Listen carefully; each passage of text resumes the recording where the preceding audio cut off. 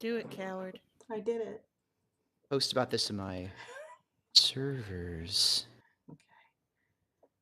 Are we live? I don't know. It says connecting streaming software to go live. I pressed start. I pressed start in OBS. It's still connecting over here though. Huh. We're live on my end. How weird. Come on, fucker.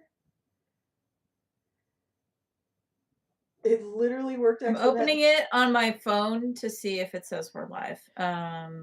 It's not open on my browser. I have it open in a browser window so I can chat in the chat, but This is so bizarre. It worked when it worked when I didn't want it to, and it says it's streaming in OBS, but YouTube Studio is still saying connect streaming software to go live. We're live. We might need. We are on YouTube. We're live now. Yeah, we're live. On YouTube, really? we're live now. Are we? We're live. Okay. But I'm not seeing us live. Yeah, I'm not seeing us on YouTube. I don't think the same link is working anymore. Oh, that'll do it. Hold on. But I don't know what the new link is. Hold on. Let me grab that and see. Oh yeah, it says Iron Circus Comics live stream. Yeah. Oh, you must have changed it. Okay. Oh. Yeah, that wasn't me. Oh dear. Oh, this is what happens when two people try to do it. Hold on. It's okay. It's okay, everyone. It's not a big deal. Let me find what happened? What'd I do? It's doing something weird. It says, okay, it's live now. Let's see if I can't get a link to it. No. Okay, there we go. Anyway, change the link. All right. Inside of my servers, at least. Okay. Let's see if we can't do that. And that is not correct. Look at you. That's very not correct. I don't know how to get the link to this. Is it here? No, it's not. Okay. Boy, this is a new one. So we can't just go to it, huh? Well, some people are watching it, I think. Yeah, 4 people. There are currently 4 people watching in the chat. Hello, 4 people. Sorry, I don't know what I'm tonight? doing. Both Amanda and I have been in here messing around, so I think we somehow linked the wrong stream. I found the stream. I think it's because you started the stream and then stopped. It might have counts this as a new stream. Yeah, the stream can be accessed again. Yeah, some people are watching. Okay, let me go look. Let me go look at the channel. Yeah. Sorry, yeah, folks. There's 12 waiting on the other one. So do you want me to just link the new stream over in the old I got a stream? link to the new one. Yeah, link the new one. But the thing is, do that real quick. Yeah, but the thing is, the old one is not. It won't be functional, so we should probably just tell everyone to get out of there. That's what I'm doing right. That's what we said. We're gonna tell them. We're gonna send them the new link. Okay. Technical difficulties, please. I just dropped it. New link. Okay. We Thank you. goofed it. Spike's bad at computers. I'm bad at computers. I'm not the one that did it. No, Spike is using a different version of OBS I use, so walking her through it was weird. Yeah. So This is fine. Where'd you drop the link? This being that the link on co-host will be correct. Okay, I linked the people in the chat to it. Now I'll hear Spike. Let me drop it in Geekshow guest stream. Yeah, let's do that. We'll figure this out. That's the new link. Nobody freak out. We got it. Okay. All right. Now, all right. Yeah. And if the link is in the wrong stream. Okay. Let's try that again. Whoops. Wrong link. We're now live here. Come watch. Matt saying, Charlie, did you ruin everything? Whatever. Yes. I'll fucking ruin you if you don't watch it.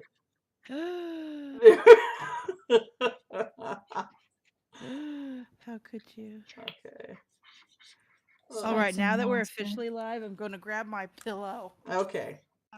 Whoops, wrong link. We're now live here. Come watch. Let me make sure I didn't fuck up again.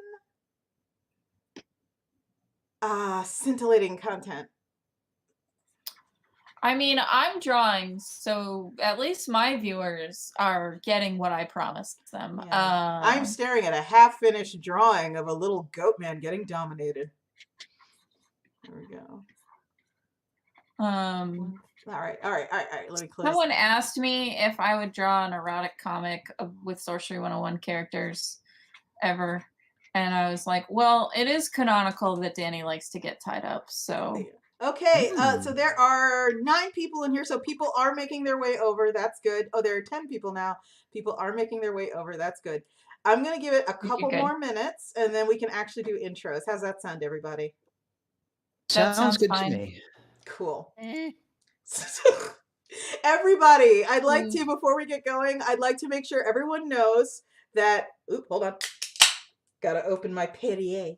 I have to make sure everyone knows Amanda moved. She just got done with a literal cross-country drive. She got up here from Gulf Coast to Texas, practically, all the way up to Chicago.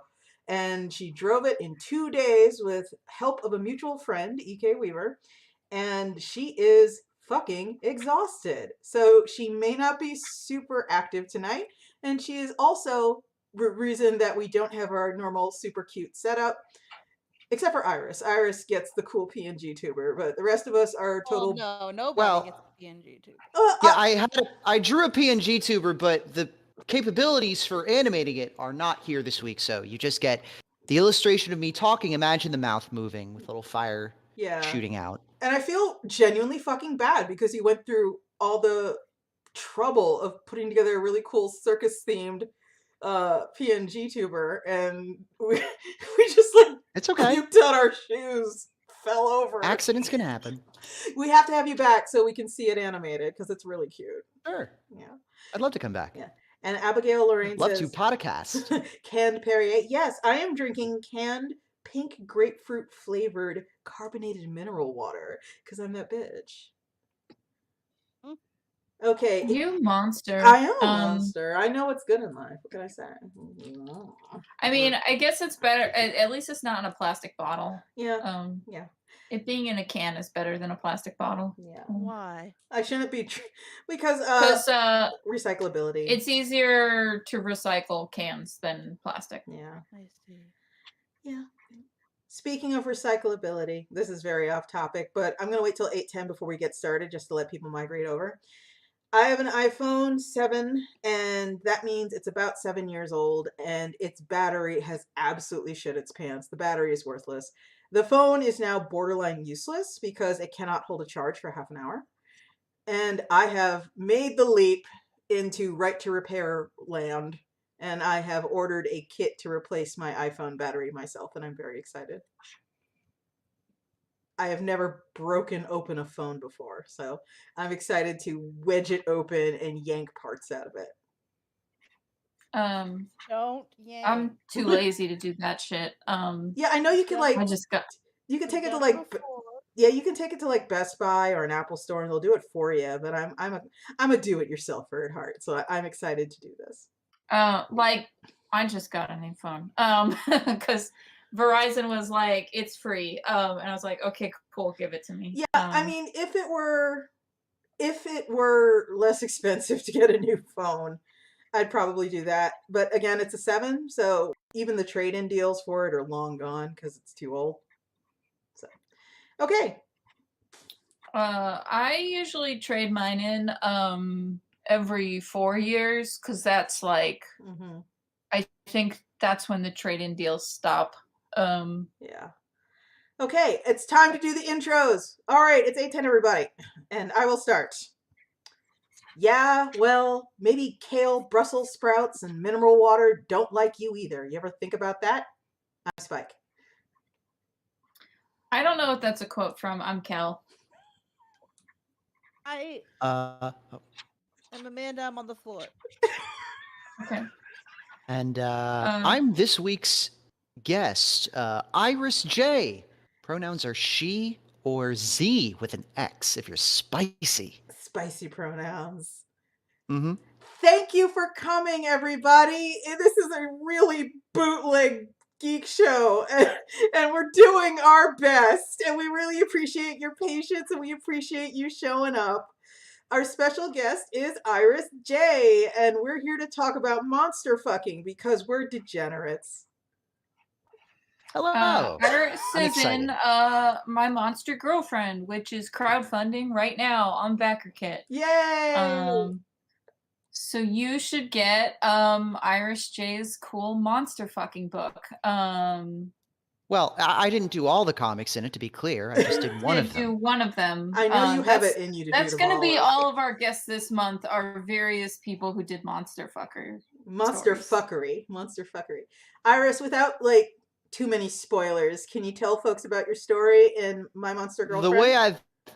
The way I've been pitching it is that it is a polyamorous black magic trans dyke body horror comic.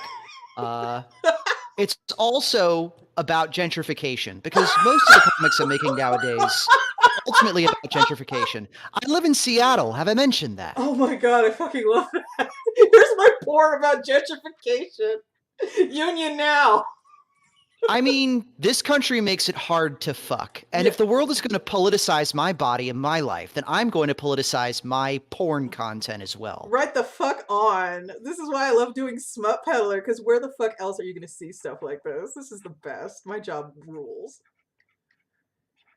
But yeah, it's called Flesh Hive, and you can read it in the pages of My Monster Girlfriend, now funding on BackerKit. I also want to give a shout out to my delightful partner, Nero O'Reilly, who helped a lot with color consultancy on this. I'm not usually somebody who colors comics, but for this one, it had to be in color, so I got his help with figuring out flats and how to do all that, and I feel like the end result is really hallucinatory, hypnagogic even. Yeah. I'm really excited with how it came out, and that's a lot of it due to his incredible coloring acumen. And I have to As the say, editor, I gotta say, I had no idea you weren't used to coloring. oh wow, what a compliment. Well, thank you. But yeah, Iris. I mean, for years and years, I was like, yeah, black and white comics, ride or die, baby. But now it's kind of like, oh, yeah, well, you know. Yeah. Also, like, I've gotten a lot quicker at doing it. So it's kind of like, I did that. And then, like, the comic I did for Failure to Launch, coming out soon, also from Iron Circus. I'm doing a comic for that as well. And that is also in color, but that was all me. And that was really like getting pushed out of the nest. But I think that one turned out pretty good too. And it's been kind of laying the train track as I go, but it's been an exciting new chapter. I feel like as a creator, I should always be striving to work out of my comfort zone and learn new things. Right on. And coloring isn't really a new thing that I'm learning, but it is. I have essentially fixed it out of my comfort zone for a long, long time. So it's time to bring it back in. Iris, can I tell you a secret? Can I tell you a terrible secret? Yes. I'm currently doing a comic right now in my leisure time called Blacada, which is also a black and white comic. And I'm aware. It's black and white because I have no fucking idea what color those people are. I've tried so many variations and nothing. You're leaving it up to the readers to imagine within the Technicolor panorama of their minds. Yeah. They can color your characters any color they want. I think I think that's beautiful. I think I'm the oldest person in this room, but I think that because we were discussing this a little bit, everybody, before we went live, and Iris and I were talking about shit like Strangers in Paradise. So we come from a certain readership generation of the small press. I think is a positive way of putting it. And that particular generation, I think, became quite enamored with sort of the small press black and whites. And my aesthetic has really grown from that. And ever since the days I was mostly a reader and not really a creator, I've genuinely just preferred the look of black and white comics. Spike, I got news for you. Iris is younger than me. Yeah. And okay, fair enough. So Iris encountered Strangers in Paradise probably the same way I did, where Scad said, "Here, this is a comic that's good. Read it." I wouldn't say that Scad gave it to me. I basically tried to read as many comics in the school library as I could get my hands on, really. Oh, wow. And, that was one of them. Like at least a few comics classes talked about it, or maybe it was just our classmates. But I remember bouncing off that shit hard. I did not like Strangers in Paradise. It did not resonate with you. You have made that clear. Yeah. I just felt like it was kind of an inferior version of Omaha the Cat Dancer, but we're not going to get into that on this show. Oh, I don't want to not too, unearth old wounds here. not too Hey, much shame. y'all. Oh, yeah. Yeah. Laying down was a mistake. I'm gonna bounce. Oh, okay. All right. Okay. Bye. Good night, Have a good night, Amanda. Amanda. Spike, Good night. don't say anything heinous before you actually end the stream. You are not my fucking mom. Goodbye. Bye, Congratulations on the move, by the way. I'm very excited for you. Woo! Thank you. Bye, Amanda. Feel better soon. Someday. Go take some well-deserved rest. Exactly. Night. Night. Okay, everybody, just again as a little sort of news snippet, Amanda has recently moved to Chicago, which is, of course, where I live and where Iron Circus is based out of. And I am fucking wildly excited to have her within walking / driving / bus riding / subway distance. And we have a whole lot to do in the coming weeks, like getting her a key to the office and doing sort of really impromptu bullshit orientation and showing her the ropes. It's going to be super fucking fun. But driving for 2.5 days is very tiring, and I don't blame her for passing out just now. But that's okay.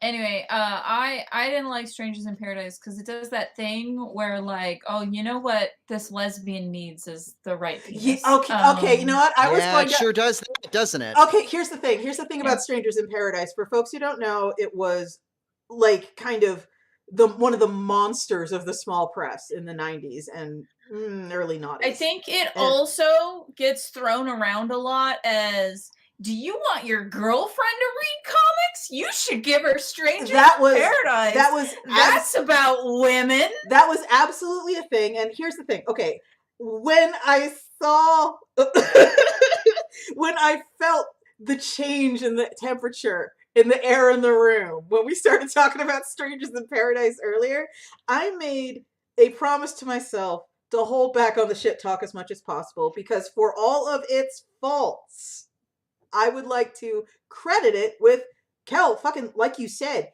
getting some people into comics who otherwise probably wouldn't have gotten into comics. That absolutely I'm going to credit.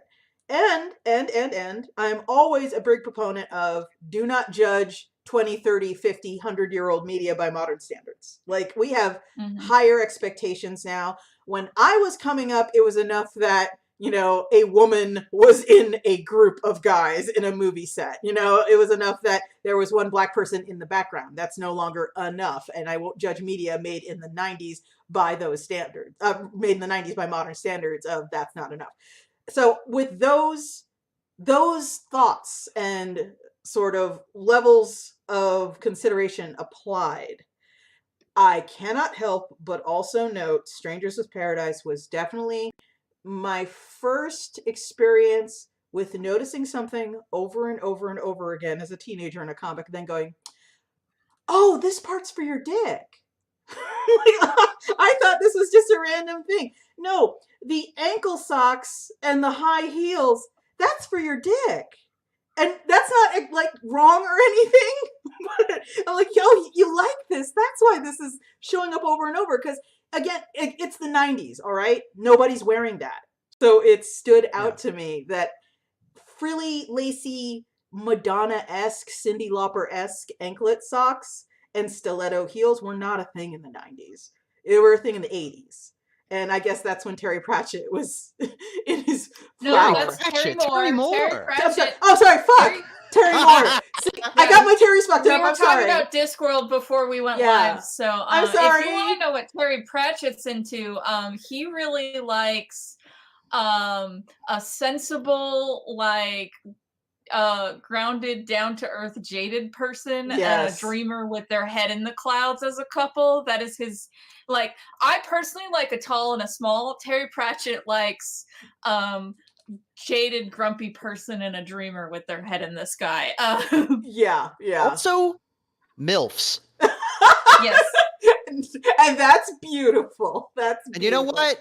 Same, TBH. Yeah, and here's the thing, though, like me mentioning sort of like Terry Moore's thing with anklet socks, this is not an indictment of any kind. Anybody reading my shit knows what I like. It's incredibly obvious, and it's not anything anyone should be given a hard time about.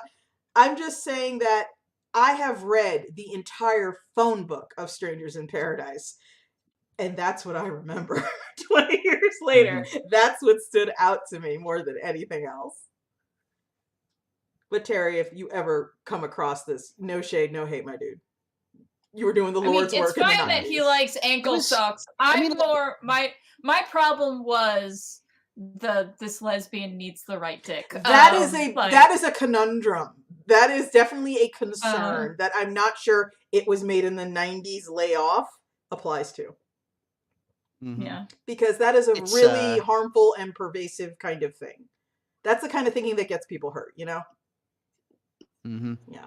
For folks who aren't aware, if you were to come to me now and say, hey, I've never even seen it, would you recommend Strangers in Paradise? I know what I would say. What would y'all say? A dude definitely wrote it. That is true. Yeah, I would say that. I think that I'm a big fan of any comic that goes on for an entirely long time, but I'd say if you want to read Strangers in Paradise, read Love and Rockets. Like, yeah, read Love and Rockets instead. That one's good. Yeah. I would honestly see this, and this is unfair, and I apologize because people are going to think this is a bit extreme, but what that question would make me think of if someone was saying, would you recommend to a person who has never seen it, who is alive now today, should you go back and read Strangers in Paradise? It'd be like saying, hey, I'm a super duper fan of cartoons. Should I watch Coal Black and D7 Dwarfs? And yeah. And the reason I say that is because Coal Black and D7 Dwarfs, I think people exaggerate its importance in the cartoon canon. I think it's got a lot of elements that's going to make a modern person go, what the fuck? But at the same time, people are probably going to reference it enough that it couldn't hurt to just skim. That's kind of the thing. Don't know, because I feel like I don't see that many comics reference it. Well, I'm talking about comic readers, not other comics. I remember hearing about it in comics history class in school. But that's kind I of have not gone out of my way to I don't think a lot of people who are younger than you, Spike, talk about Strangers in Paradise. Yeah, I wouldn't be surprised. I will say, if we want to talk about a comic from the 80s and 90s black and white boom that still does hold up fantastically, I still tell, when people ask me what my favorite comic is, like, ever, I still tell them that it's Carla Speed McNeil's Finder. Oh, like, shit, that series. Yeah. Front to back, shit, magnificent. Oh, every person I meet who like is willing to talk to me about comics, it's like there's a TikTok that starts until when I lend them my copies of the first 2 omnibus editions of Finder. Yeah. Because it's like that is such an essential piece of literature. Yeah, like, everybody for understanding that time and that place. Yeah, for folks who do not know, Carla Speed McNeil is the Eisner-winning creator of a long format series in the small press that's fucking legendary status called Finder. It's this kind of, I don't want to say near future because it doesn't seem that near, but it's futurish. It's been described before as, I believe, aboriginal sci-fi, quote unquote. Not my words, back of a book blurb. It's kind of in a, I want to say like post-apocalyptic sort of society. Yeah. That's further on from our current day, that a lot of things have been forgotten, but a lot of things have stayed. Well, there's some. It's also like alternate. It's like the future of an alternate history, because like they got lion people and we're dinosaur people too. Yeah. And so like, much fun. It's like we're really not doing it justice sitting here talking about it like this. It's amazing. There are furries in the setting, but when you find out why there are furries in the setting, it's so fucked up. Yeah. There's like technology that people don't remember how it works anymore, and you can get a job professionally remembering things. Yeah. It's the main character actually ages in real time. Like, this comic is still going, by the way. Yeah. Carla still puts out volumes of it occasionally. Yeah. And the character is kind of aged and like had a character arc. And one of my favorite things about it too is that at the end of every volume, Carla puts together a series of endnotes describing the influences and thoughts that they had on the creation of the book and the content of the book and some of the references that it has. And it's like, it's so fascinating to see kind of like, it's like a behind the scenes featurette for a comic. I just like reading those when I was younger, like really cracked open my brain and realized that like, you can really like even stuff that feels like it's this gigantic sprawling world building bullshit is really just like magpied together from a million different places. And Carla pulls the magic trick of making it feel human and ground level while still also stretching this wild ass panorama of different ideas and putting it into a setting. I know, I love it. I could talk about it all day. Carla has the same vibe as someone. It's like Carla's stuff feels like she has a million different interests, and they've all taken their place in the various arcs of Finder, because there are long format arcs of Finder that star the same character or characters, but they are also all their own self-contained stories. So if you decide you want to check Finder out, you don't have to commit yourself to 2,000 pages. You can read a single arc and decide if it's for you, and I strongly recommend you do. Finder is partly the reason why City Between is formatted the way it is. Yeah, like and Finder is the reason when I was doing my webcomic, when I did published editions, it had footnotes too. But like, but the whole like, you can read each volume on its own, like that is the thing I am striving to do with the City Between. And that is, so that was like a thing where I realized I really like that Finder does that. Discworld also does that. And so that was kind of like part of what I was pulling from when figuring out how to work on and structure the City Between as a whole. Yeah. I want to talk really briefly about one of my favorite arcs in Finder, if I can. I got several favorite arcs, which makes no sense, but I do. My favorite one is strongly inspired by the Lindbergh baby kidnapping. Okay. The Lindbergh. Yes. Oh my God. That one is nuts. Now, I'm sure everyone here who has even the slightest, most tenuous grasp of American history might remember that Charles Lindbergh's infant son was kidnapped for ransom and later found dead. Carla has a fictionalized, fantastical version of that takes inspiration from the true story, but is so wholly independent and its own thing, and is so just completely it's drowning in world building. Like that makes it sound bad, but it's just absolutely sodden with these incredibly complex, multi-layered machinations and motivations of all the individual characters. Like one of the things that happens during, let me see if I can talk about this without ruining it. One of the things that happens during the story is that there's an Aboriginal people that live in the world of Finder. Like, of course, they're confederated and there is no monoculture, but they do have sort of this very generalized identity among the city dwellers as these Aboriginal people. And they have a tradition where they do not appreciate multiple births, basically.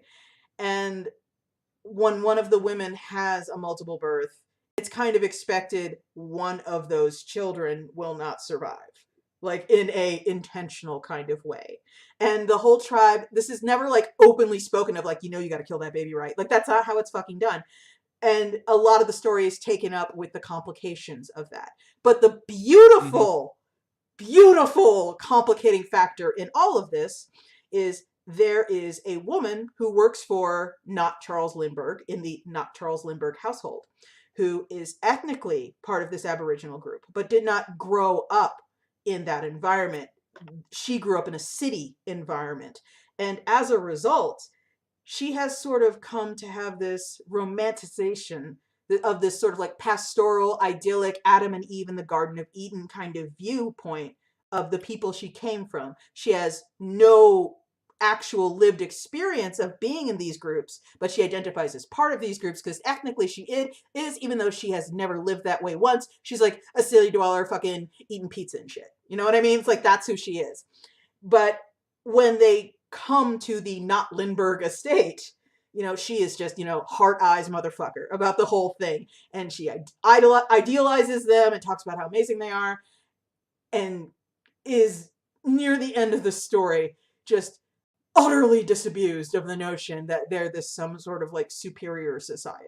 And it's so fucking good. It's so good. Yeah. I can't go into it more than that without destroying everything, but it's so good. It's what makes it one of my favorite arcs in Finder.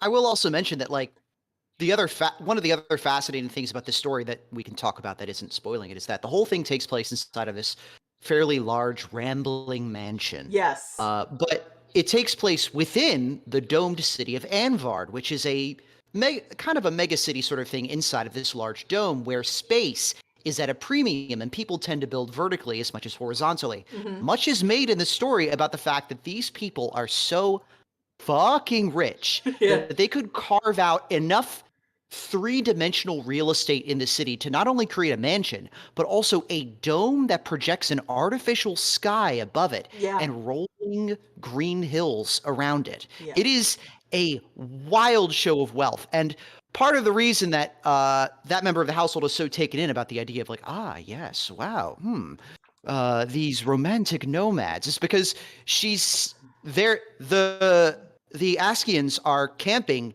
on the grounds of the house, so they're helping with this whole event, and they're literally having to camp on like a bullshit artificial landscape that's a simulacrum of outside. Yeah. Which is in itself a show of wealth. I don't know. There's so many levels you could think about it on. I don't know. Go read Finder. Go read Finder. Fucking good. Another one of my favorite one. Iris mentioned very briefly. Finder has furries, and all due respect, Iris, that doesn't even begin to do justification to what's going on there. It's so fucking good. Well, there's so many different kinds of furries. Okay, well, because there's the lion people. Yeah. But then there's also the lions there's also dinosaur people. Yeah, there's all kinds, and there's dog people. But the thing that makes me fucking sit here and like want to pound my desk with joy recalling it is the lions specifically, because, and again, I'm going to do my very, very best not to ruin this for anyone who might want to read it.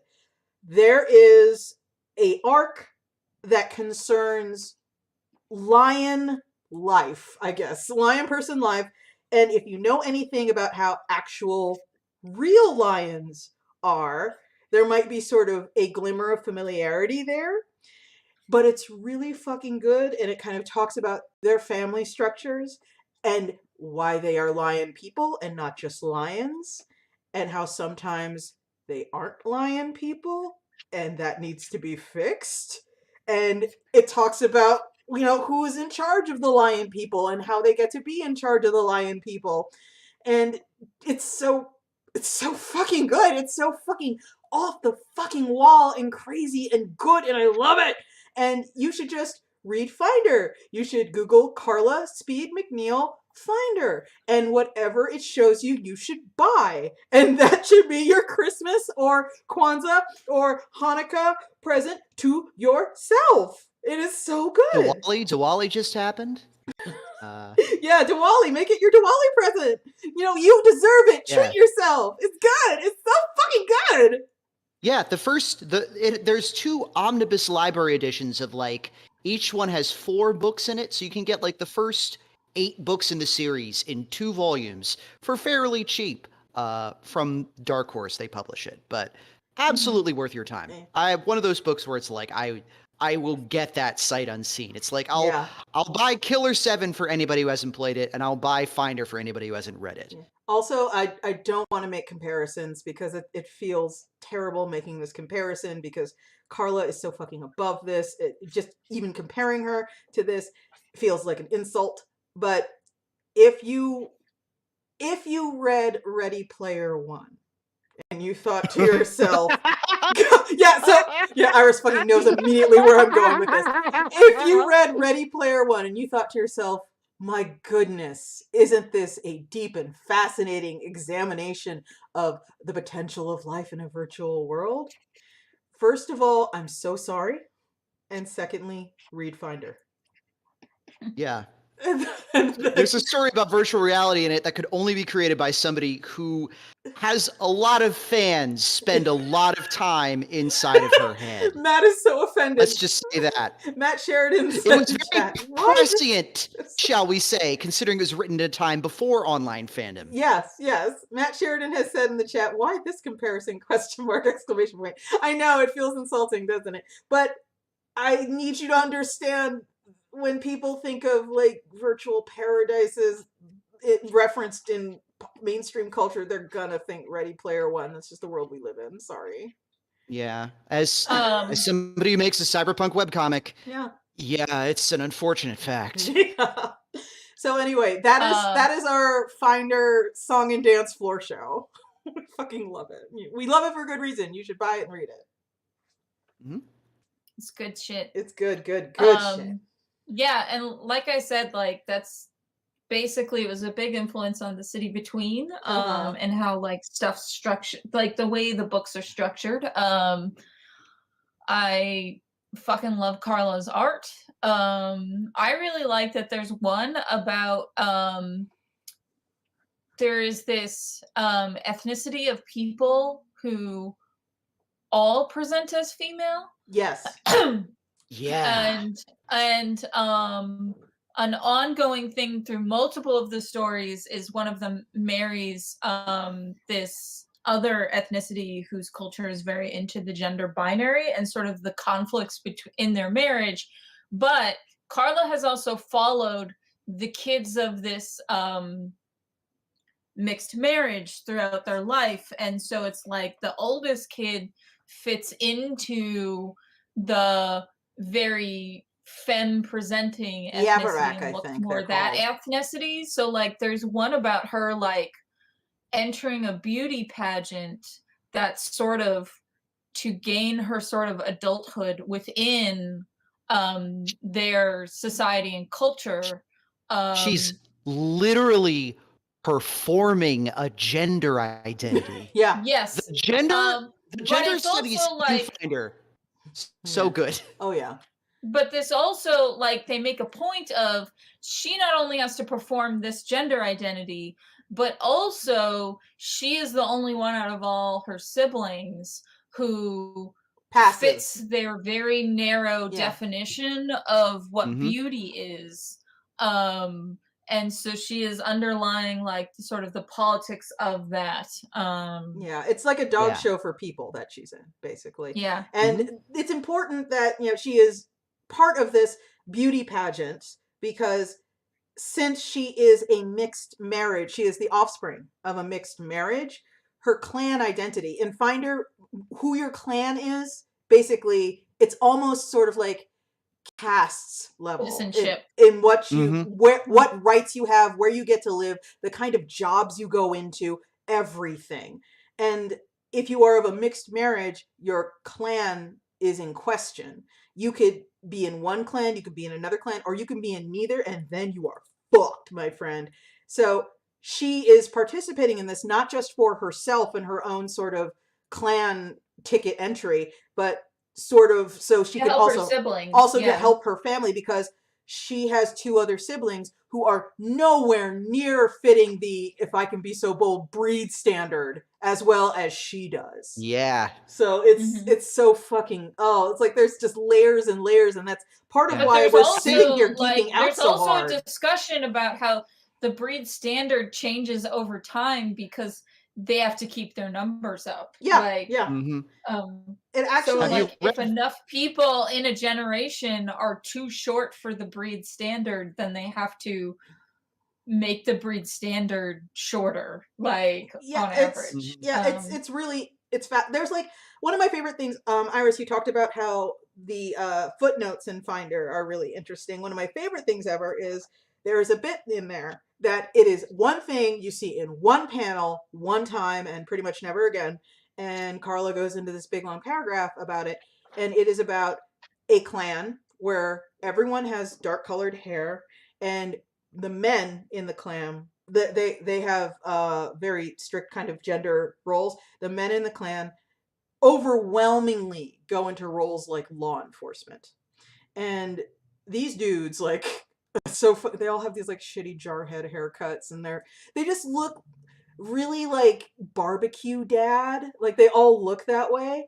Except there's this one panel where there's a guy who still has that like mustachioed, slick back hair, kind of roundish barbecue dad look to him. But instead of having dark colored hair like literally every other member of the clan, he's a blonde.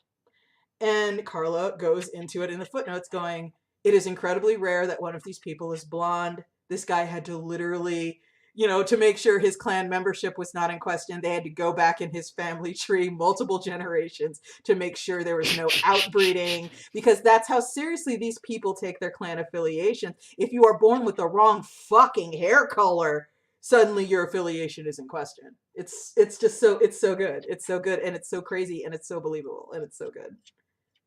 Mm-hmm. Oh my god. Find your own. We're sitting here fucking drooling about it for like half an hour for a good reason. You should all go read it, and it's beautiful too. I should note that it's beautifully drawn. It's so gorgeous. Yeah, it's so beautiful and gorgeous. I have a page of Carla's on my wall. Ooh, fancy. Ooh. Iris, do you have any original art? Are you a collector of any kind? Any sort of. Yeah, I mean, I collect a few things. I got some mostly prints that I have signed by a few friends. Ooh. I have a Kill 6 Billion Demons. Oh shit! Page that Abaddon! I got signed. God, Yeah. I knew. I love him. I knew Tom back when he was going by Blind Knight on Enter Void back during the original character tournament circuit. Back in the DeviantArt days, if you know, you know. That is so ancient. But yeah, I'm so effervescently proud of how far he's come. Yeah. Kill 6 Billion Demons is like one of the best webcomics running right now. It is. And also, Lancer, the game that he helped develop, is fucking huge with so many of my friends. I'm borrowing the source book for it from my friend Hi right now. And I hope to run a game of it at some point with my old D&D crew. I need to rewire my brain to become the kind of person who's good at learning tabletop game rules to do that. But I will do it because it is worth it to do fucked up mech combat. That sounds cool. I'm not familiar at all with Lancer, but I know it's really big. Oh yeah, it's giant robots, and it's similar to how like Kill 6 Billion Demons is like, oh, girl goes to a fantasy world, except it's like fucked up and like just detail crammed in every corner, and like takes influences from a bunch of different like religious shit. Like Lancer is like that, but with like robots, except some of the robots are also like cosmic horror shit. And also, if your character dies, that's not necessarily the end of them. And it's very cool. I've had people who like reconstruct their entire identities around their Lancer characters. Like they're like, this made me figure out some things about myself that I didn't know. Oh, that's so cool. But yeah, if you guys want to know who we're talking about, if you go on Twitter and you search Orbital Dropkick, you will find Tom. And you can just go ahead and follow him and become one with that, because he's fucking cool. He's super cool, and I love him. Yeah, and he's trying to keep the original character tournament scene alive, which is very admirable of him. Yeah. Oh my god, it's so cool watching people come up like that. But yeah, I have that. I got some originals by Nero O'Reilly, if you've heard of him. Who? He's pretty cool. Who? Yeah, he's this guy. I think he did a cookbook. Who? What? Who? What? Broke Make. Who? Cookbook. Huh? That book out soon. That book sounds like it sucks. I would never publish anything like that. It's terrible. Boring. Ew. Nonsense. I bet it was even crowdfunded. Ugh. Hat in hand hobos. Gross. Yeah. Yeah. But yeah. Yeah. I have a few things on my wall myself. I think I've posted stuff to Twitter. I have a page, probably my proudest moment, and a perpetual reminder of my own failure is I have a page of Dork number, I believe it was 6 or 7. It's the one that was nominated for the Eisner by Evan Dorkin, who is kind of responsible for me even being here right now. And it's one of those things I think does not resonate with anybody so much as 8 to 10 years younger or older with me. But there is a very defined moment in the comics small press that is viciously lampooned in that issue of Dork. And anyway, when you're done talking about Dork, I have a tangent about it. Oh, no problem. Yeah. This is the issue of Dork that on the cover it had the Eltingville Club. That's, if anybody knows anything Evan Dorkin's done, it's either Milk and Cheese or the Eltingville Club, because it got a pilot. And if you flipped it over, it had this sort of mirror universe of the Eltingville Club, which is the Northwest Comics Collective. And it was like all the Eltingville characters as edgelord, shithead, small press comics guys. And I have a page from the Northwest Comics Collective drawing for 3 minutes and then doing a beer run and then talking about what they're going to say when they accept their Eisners and shit like that when they haven't done anything. It's so fucking good. It's really cruel in that way Evan Dorkin can really be, which is why I like it so much. I have a page of the Northwest Comics Collective shitting on everyone's comics but their own and simultaneously refusing to draw any of their own. And I have, and this is gonna I'm gonna take the temperature of the room here. I also have my second favorite thing on my wall. I have a original piece of art by the man who is the author of the Biologic Show, Al Columbia. Oh yeah, Al Columbia. Yeah, of course. And the piece I have is a naked man chained to the floor, gagged and blindfolded, while a grandmother, a clown, and a roomful of other various strangers, all wielding foot-long butcher knives, dance in a slow circle around him, getting closer. And that's the good shit right there. That's the Al Columbia shit. The Al Columbia. So I read Dork in Ellington Comic Club or whatever the title is. Eltingville. Yeah, recently, like a few years ago. And the thing that struck me about it is I was like, oh, this is Anime Club, but for people 10 years older than me. Yes, that is what Eltingville is. Very much so. Yeah, and that is, I had to explain Anime Club to someone older, and then because I had just read Ellingtonville, I was like, it's that, but like for people 10 years younger than you. So like that's all like I love the virus and Anime Club kill all nerds. Like yeah, that was a good one. But when I first saw Anime Club, I thought it was a riff on Eltingville. That's how close it was. Yeah. Because the same kinds of people exist in every age. Oh, yes. It's just different on what they're into. Yeah. Yeah. For folks who aren't aware, that particular issue of Dork got nominated for an Eisner for the story Bring Me the Head of Boba Fett. If you've seen the Eltingville Club pilot, a defanged version of Bring Me the Head of Boba Fett is the Eltingville pilot, where 4 nerds who don't really like each other but call each other friends because they're the only people that will hang out with them fight over a Boba Fett action figure on sale in the local comic shop. They all hate each other, and it really comes out. Did you read the comic that's supposed to be them like reuniting like 10 years later? Yes, that's just brutal, and it's very believable. Yeah. Iris, did you ever read this? I did not, no. So it's basically these horrible nerds that don't actually like each other but only hang out with each other. They all meet up at Comic-Con like 10 years later. And you find out that like most of them have grown up to be functional adults. Like the one who is sort of the pushover for the entire group and just wanted someone to play Magic cards with him is now like a Magic card tournament champion and has like a girlfriend and is like a minor celebrity.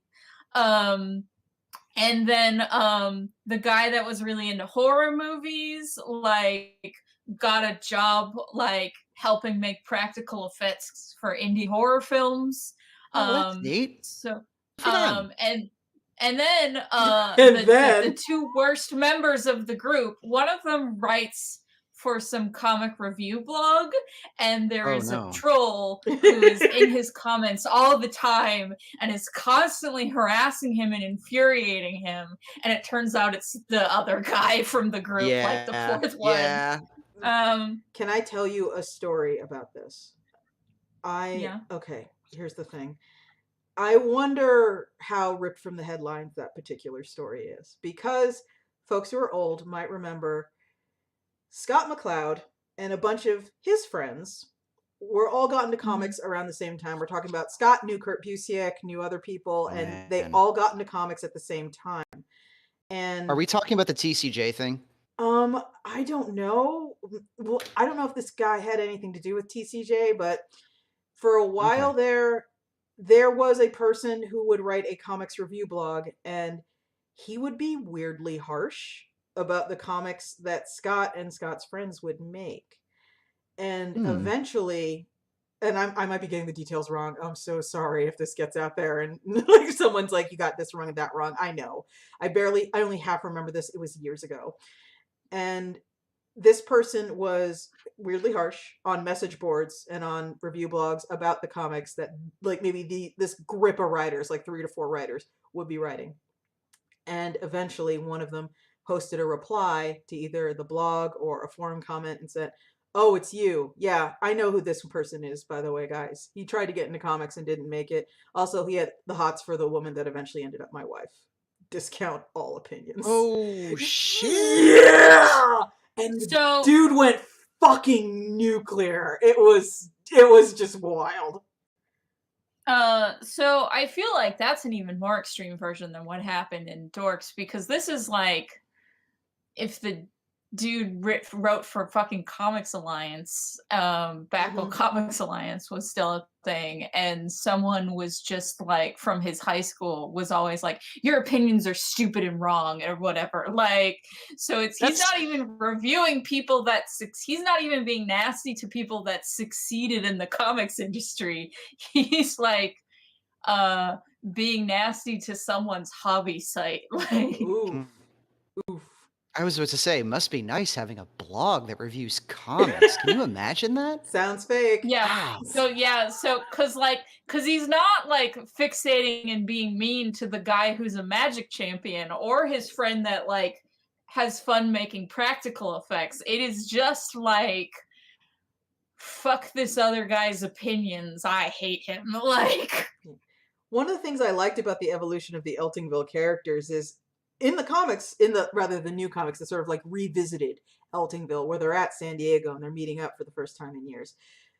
Two things go down. One of them says something to the effect of, they all fucking laughed at me and my fan theories when I was a kid 10 years ago. But guess what? Now I write the comics and they're going to be canon in a couple years. So who's laughing now? Which I personally feel is how like 50% of Cape comics get made these days. And absolutely. Now, secondly, I actually, Spike, I feel like not even that, like, because, I don't know, Cape comics are too entwined in nonsense corporate bullshit. Yeah. I listened to another podcast called Cerebro that's about this exact thing, about every episode is a different member of the X-Men. They could do a deep dive on the entire history of that character. And the host has had multiple people who have written for X-Men on. And like, it's great too, because it's also kind of about how the sausage gets made with these kinds of comics. And like it's a show that's by a gay man and about like queer readings of characters that have historically been read as queer. And yet still there is so much. You have to basically pull like an incredible amount of flaming cartwheels just to get like an on-screen gay kiss in these sorts of stories, because it's so like that is really the problem, is that like these characters, despite meaning a lot to queer creators and having amazing amounts of influence on multiple different generations, are still at the end of the day an IP that needs to be preserved by, Disney or WB. So they can't have them deviate too much from the status quo, and they can't have them do anything too controversial. Yeah, this is the whole thing about Yeah, if fan theories were running Marvel and DC, they would be a lot gayer. Like, Oh my god. Mhm. Absolutely. Mhm. So it becomes a question of like, ooh, what can we get away with? Ooh, well, they didn't say it, but they are kind of saying it. And So- like, I get how that's fine for some people. For me, that just like irritates me in a deep and personal way. Yeah. And this is why I also like jam like politics and like trans characters and shit into everything I write, because like I don't want to be one of those writers who's like, well, you know, this character could be read as queer if you're into that kind of thing, but I really wanted to make it accessible to everybody. Oh god. Not me.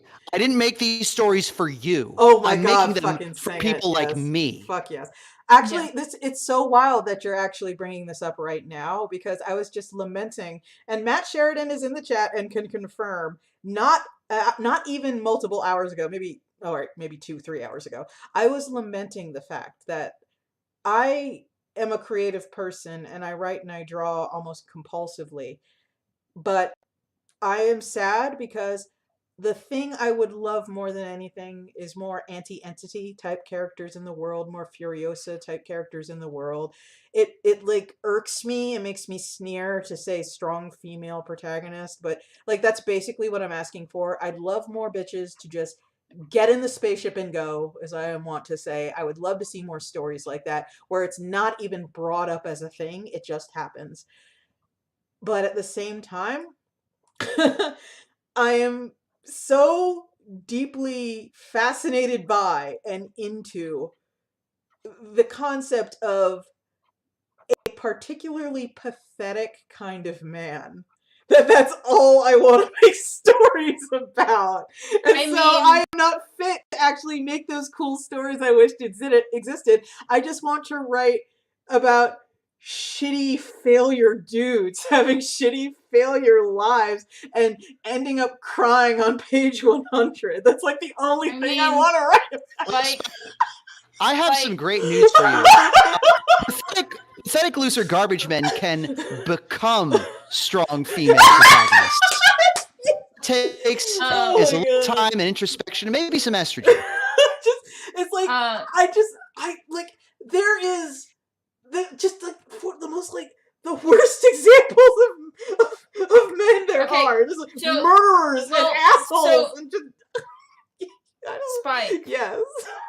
You know about my deep-seated obsession with Pete Campbell. Yes, that little dirtbag you love so much.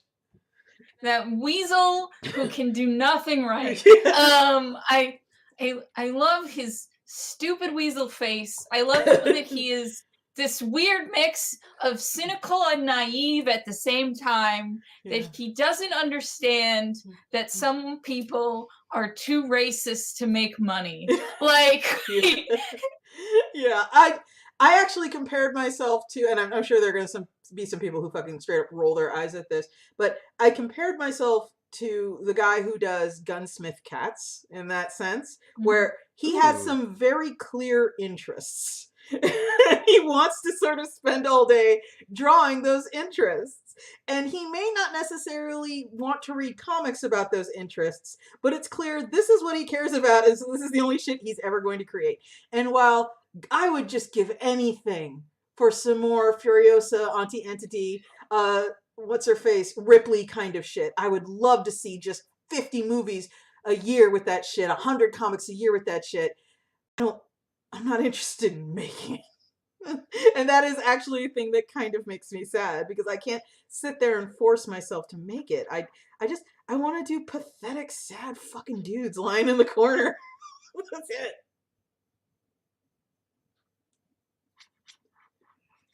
We all have our weaknesses to live with. It's true. They say we only have one story. We just write it a million different God, ways. ain't that the fucking truth? I love that gross weasel, Pete Campbell.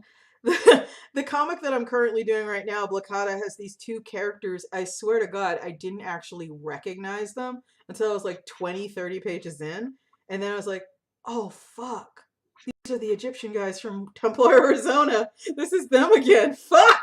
Because I used to do a webcomic that had these two cousins. We're going to have to pregame this, and I apologize. but I can't just like assume and everyone in here has read my old webcomic. There is a religion in Temple, Arizona, my old webcomic, called Nile Revivalists. And Nile Revivalists are basically just ancient Egyptian worshipping people from actual Egypt. They kind of had, in this alternate timeline, they had their own kind of great awakening moment, and they went back to worshipping ancient Egyptian gods. They were religiously persecuted, and a refugee population came to the Americas and established itself in urban centers.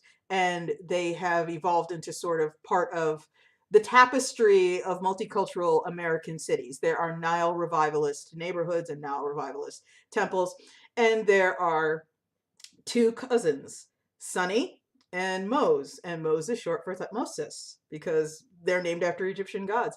And Mose is kind of fat and kind of easygoing and kind of goofy, and Sunny is kind of high-strung and shitty and abusive. And they just sort of play off of each other. And, you know, Mose is fat and Sunny is very skinny.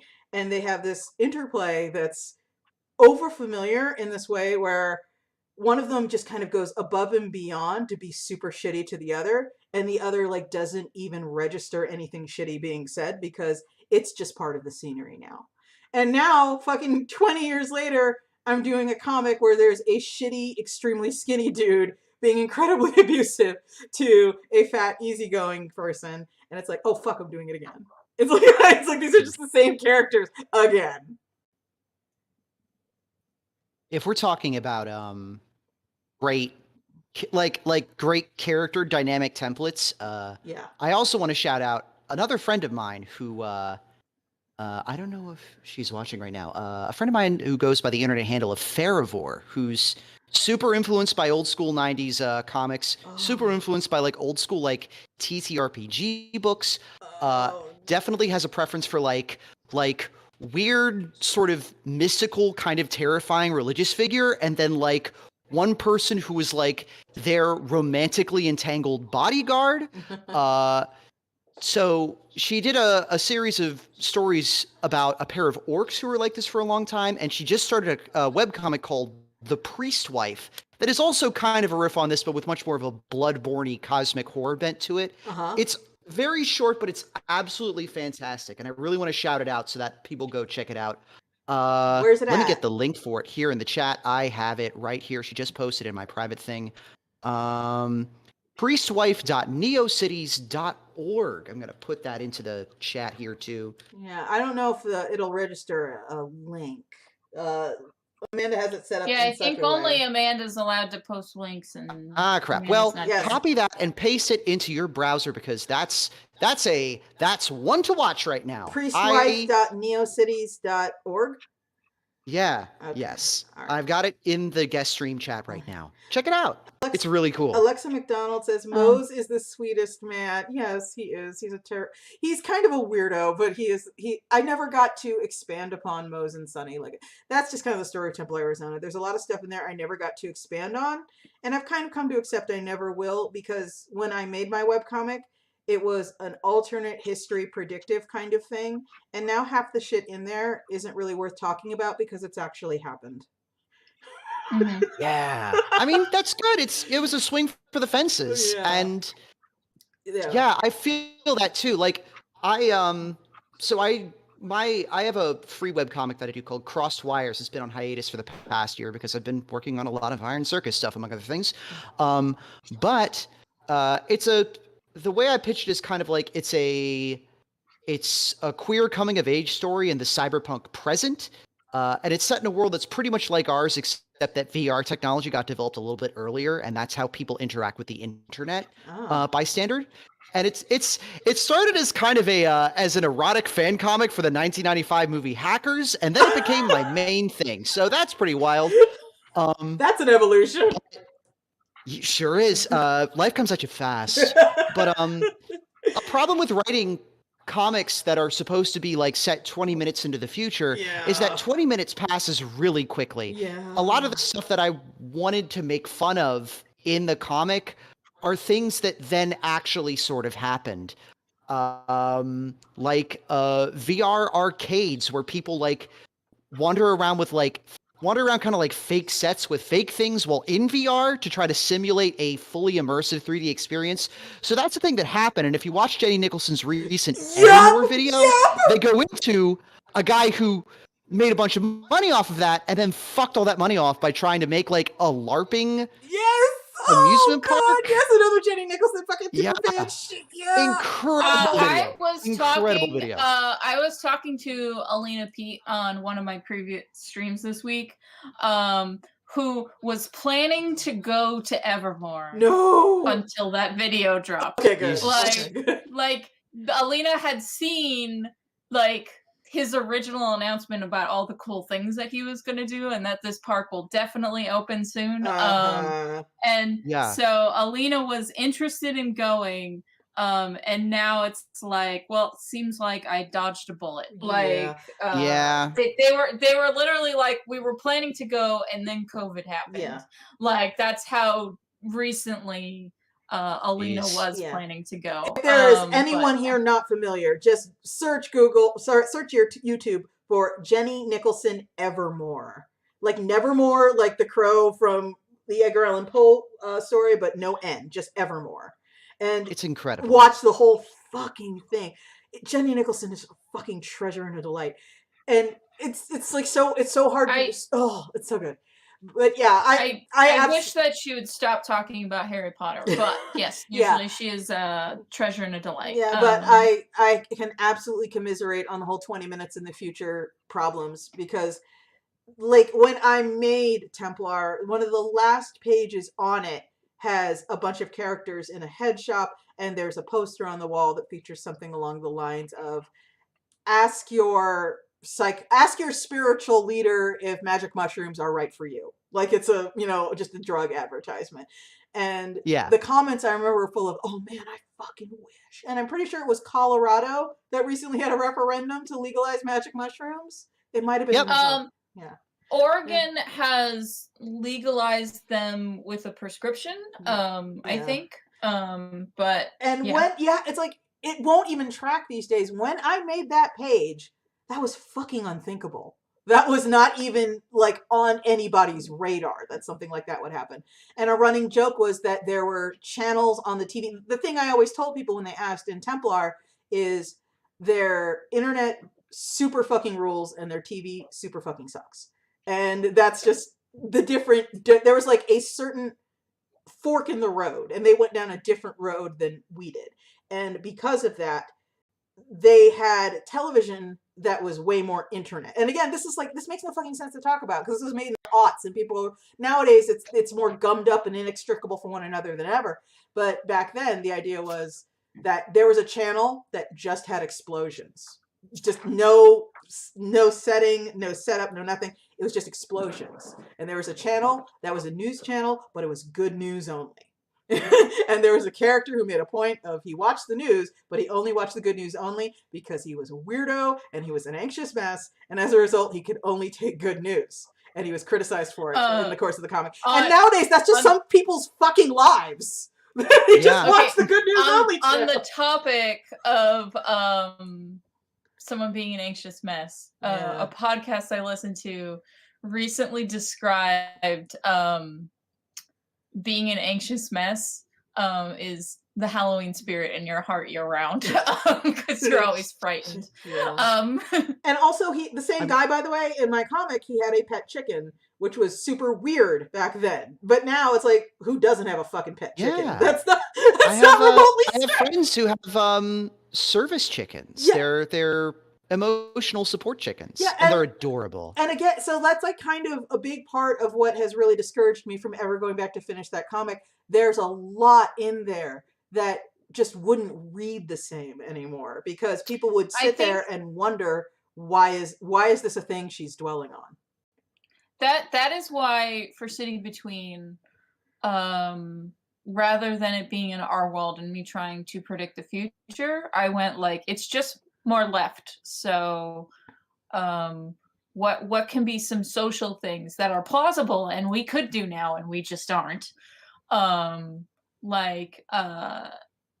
their food is free if it is not pre-prepared. and stuff like that. If only. So Alexa McDonald, he so wore a wishful kilt. thinking. Yeah, he wore a kilt. Yes, Alexa McDonald, you were thinking of Scipio. He was an enormous man who wore a kilt, and he was named after the general that conquered, I think, Carthage.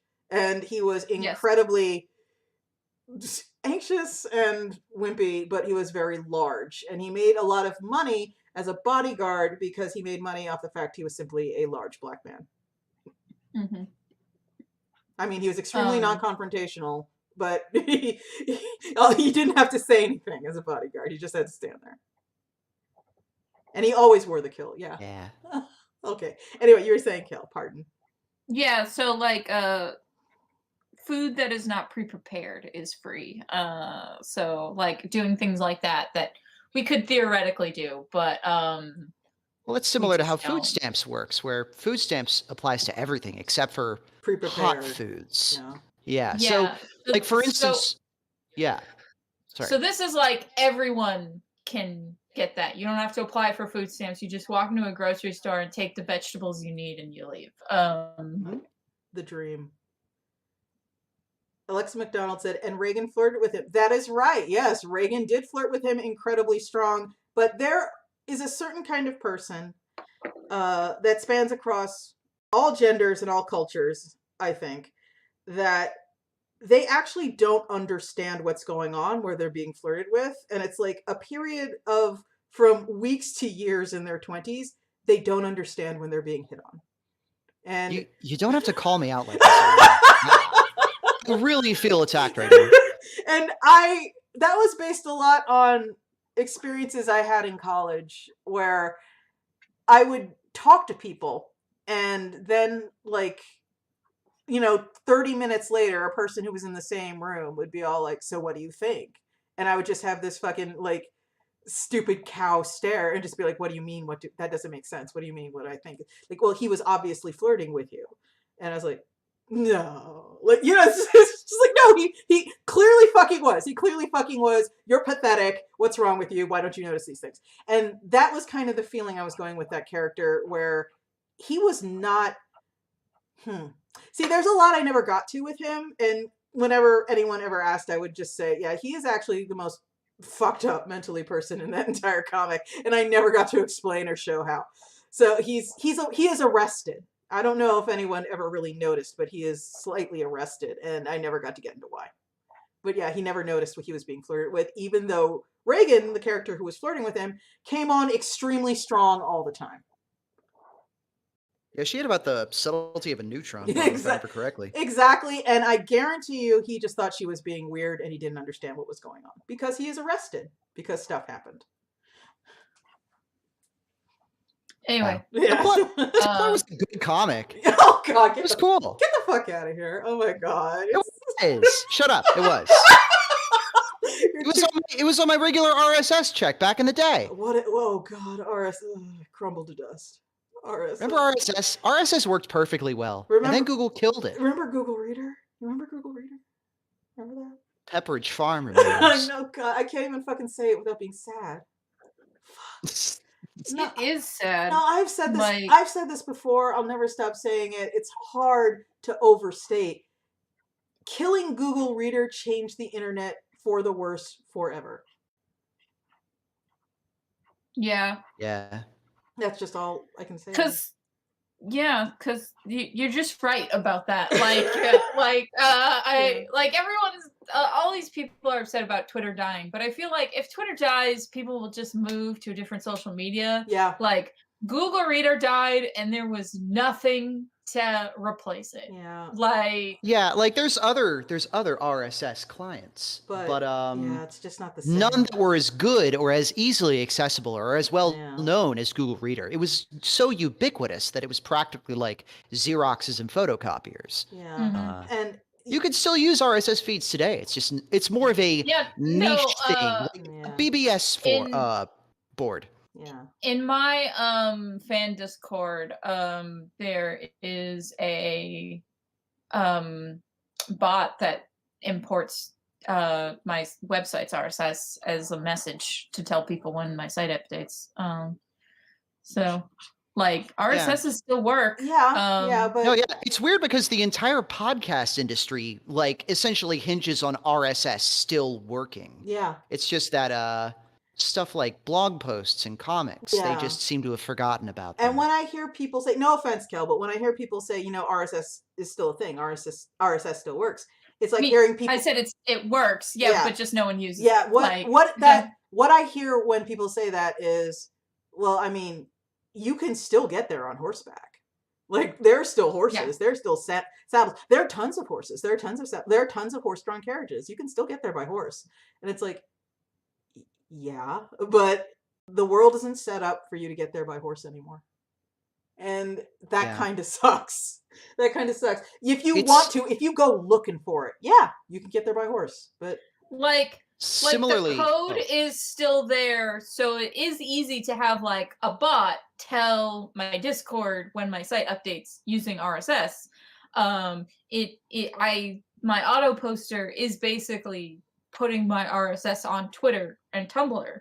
Like, so it's so frustrating that like the code is there and it's just there's no convenient way for the average person to access it or get those updates. And quite honestly, that does matter. Like, yes, if you know what an RSS is, you can go get Feedly. You can put everything together on a page somewhere. You can subscribe to all the RSSs you want, and you can have a simulacrum of what Google Reader was. You can have a pale shadow of what Google Reader was. And that may be enough for you. But you need to understand that by doing what you have done, by doing all of that, you have gone above and beyond what about 90% of people will be willing to do. The thing that made Google Reader so vital and such a centerpiece of that period of the internet was how lowest common denominator, I hate saying that, how low the hurdle was to set up your Google Reader. Because it was one of those things where it just held your hand and it was like, what do you like? What do you like? Do you like food? Do you like comics, sweetie? Do you like the news, honey?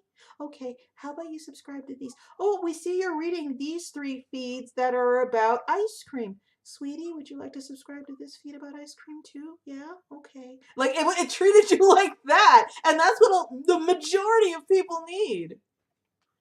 And, like, also, like, to talk about, like, the lowest amount of tech effort. I remember... at SCAD, when we were doing a web design class, someone being so annoyed that we had to make sure that our websites worked in Safari. And this is before,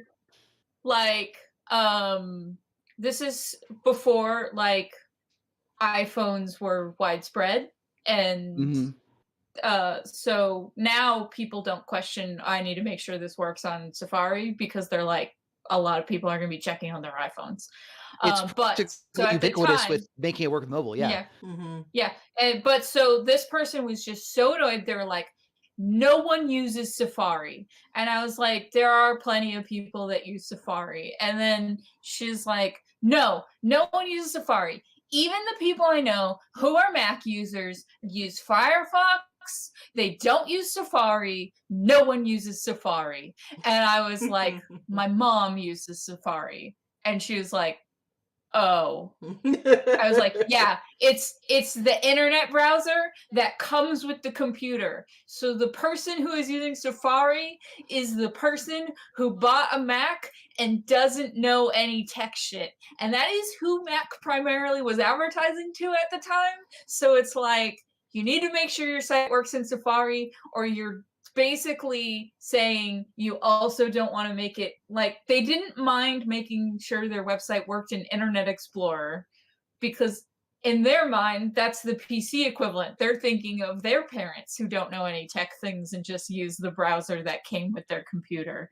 And it was like, they just completely forgot about, there are people who don't know any tech things and just use the thing that is on their device. Like, no, I think my mom does now use Firefox. I haven't checked in a while, but I believe that's what my little sister installed on my mom's computer.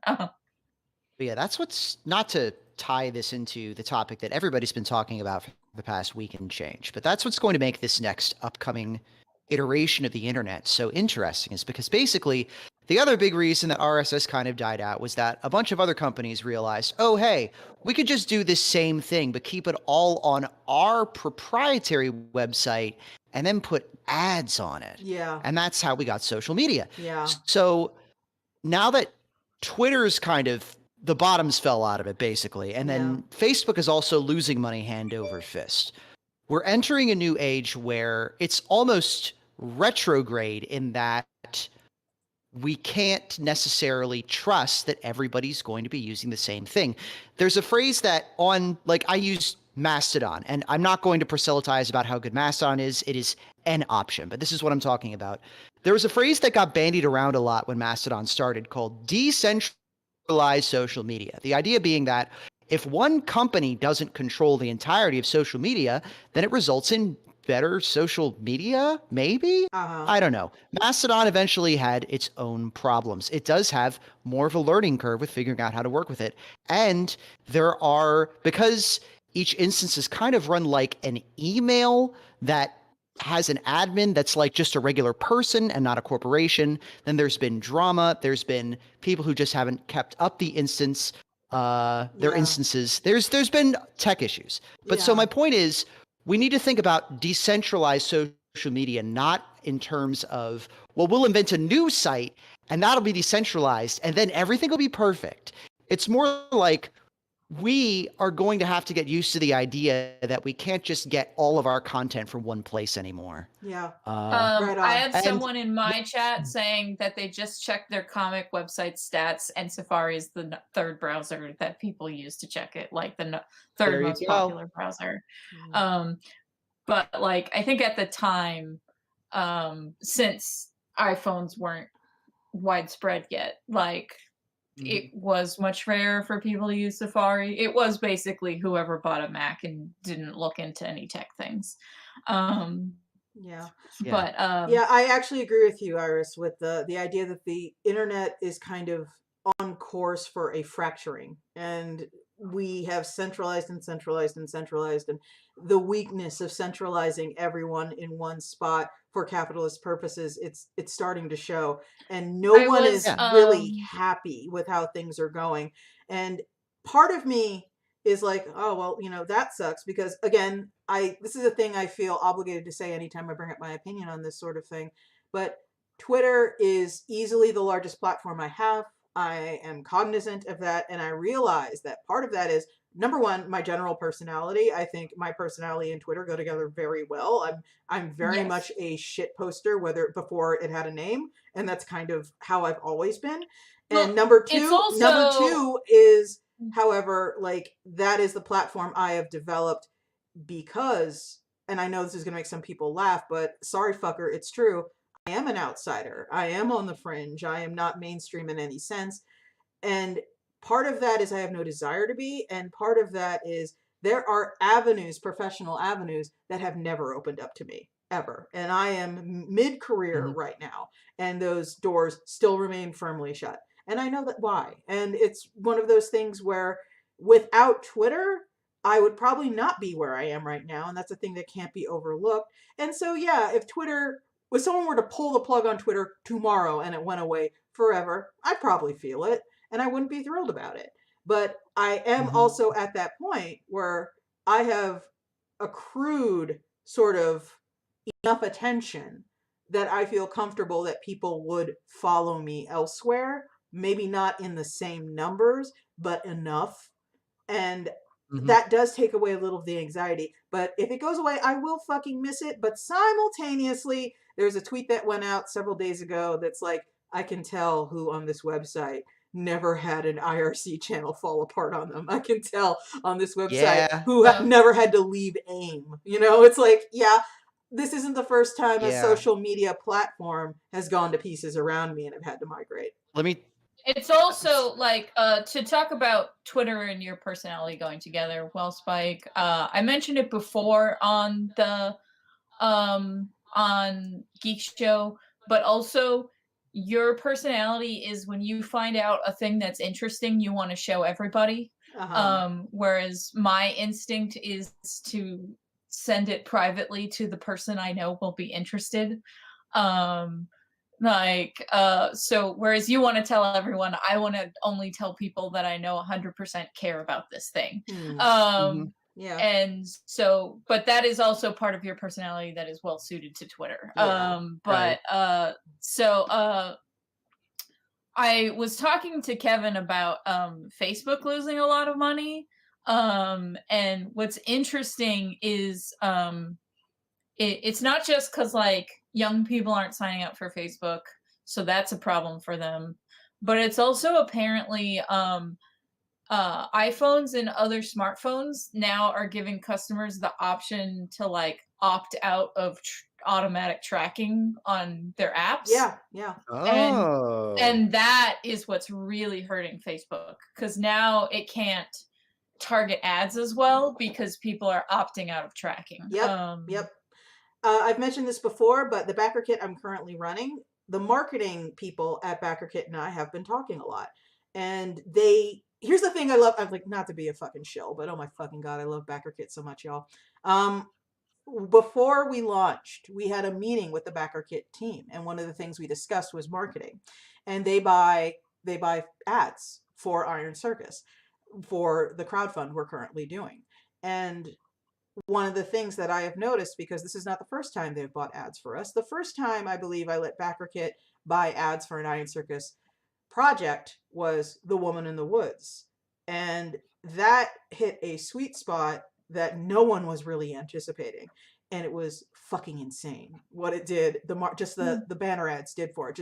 I think in my opinion, it hit a zeitgeist. It was around the time people were talking about the pipeline protesters and land back was sort of starting to enter the national consciousness, that sort of thing. There was sort of indigenous identity was more powerful than it had been in a very long time. And I think kind of normies, Facebook people, just everyday kind of people were suddenly aware of their surroundings in a way they weren't before.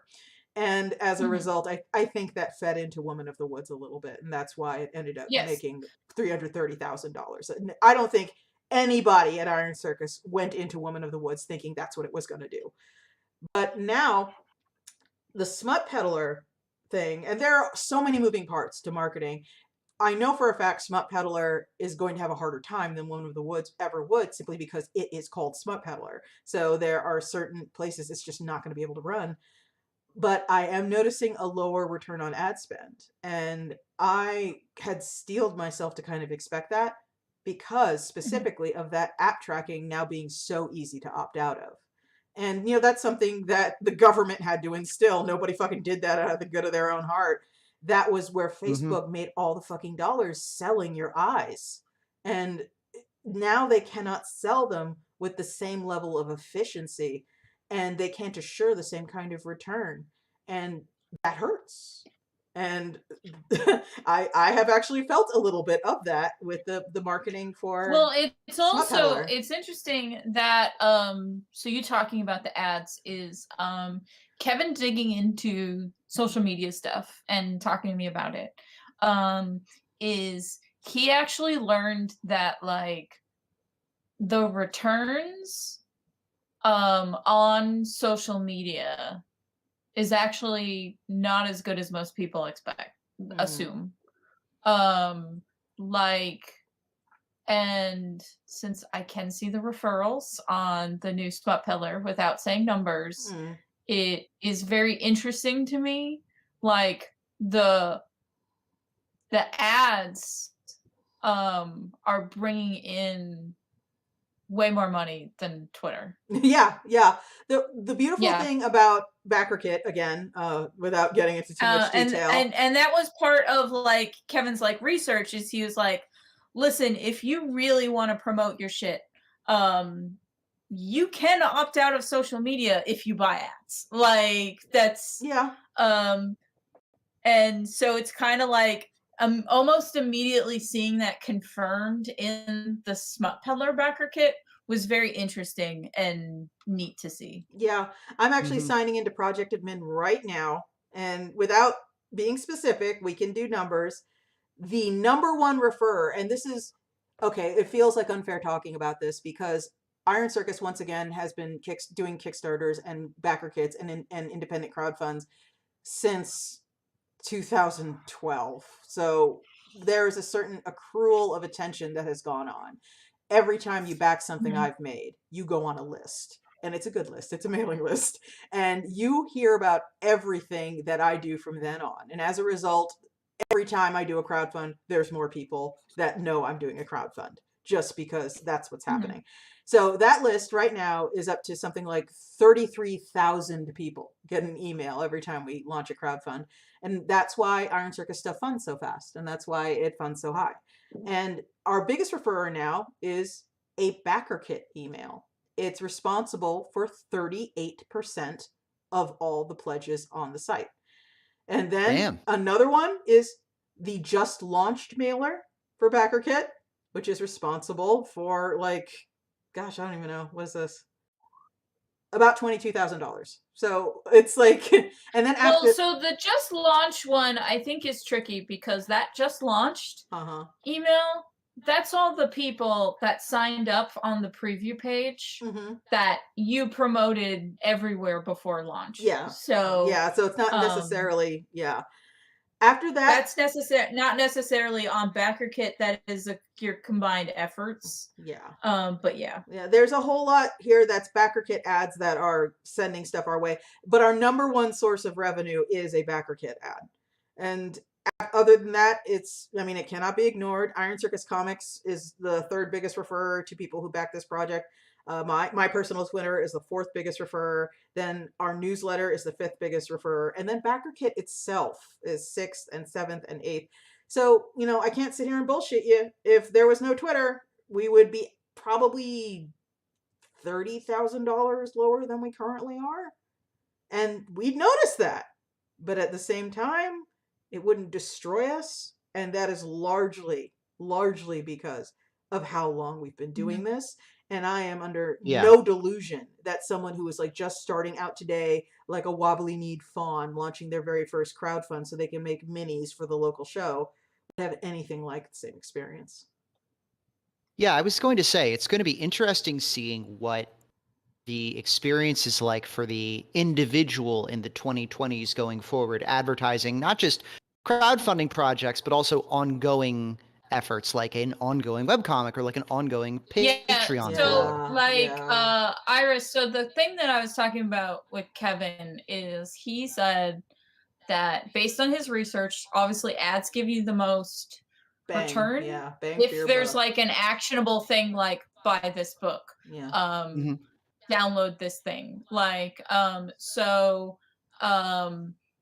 then after that, especially for artists, apparently newsletters are the thing that gets artists the most returns. For sure. Yeah. For sure. Literally started collecting emails for an email newsletter today. Yeah. Because of the Twitter real thing. talk, if anybody here is interested in kind of like trying to go the independent artist route, the best thing to get started on early, the same way they tell you to start saving money very early, like in your 20s, start a newsletter as early as you fucking can. Like when you are 17 and you get your first DeviantArt account, start a newsletter. You can do it for free on so many of the sites.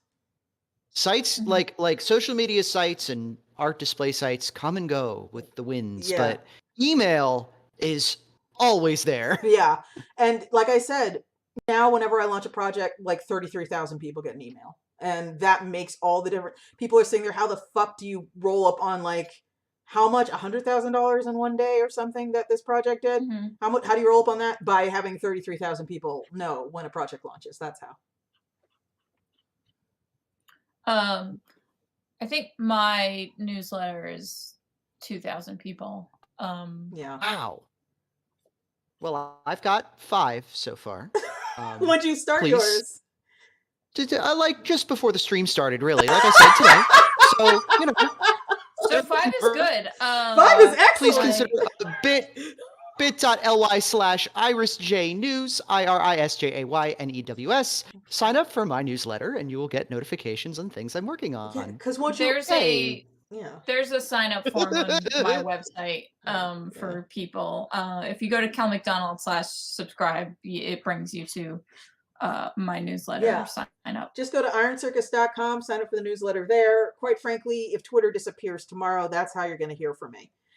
And we got so much rad fucking shit coming up, everybody. I mean, in my totally unbiased opinion. am really interested in how the failure to launch ads will go. Same. Because, like, Smut Peddler has it's porn, so, like, that's gonna be hard to advertise on Facebook. Because I remember that we didn't get as good returns for Real Hero Shit's ads. Well, Real Hero Shit's biggest problem was that it had shit in the name.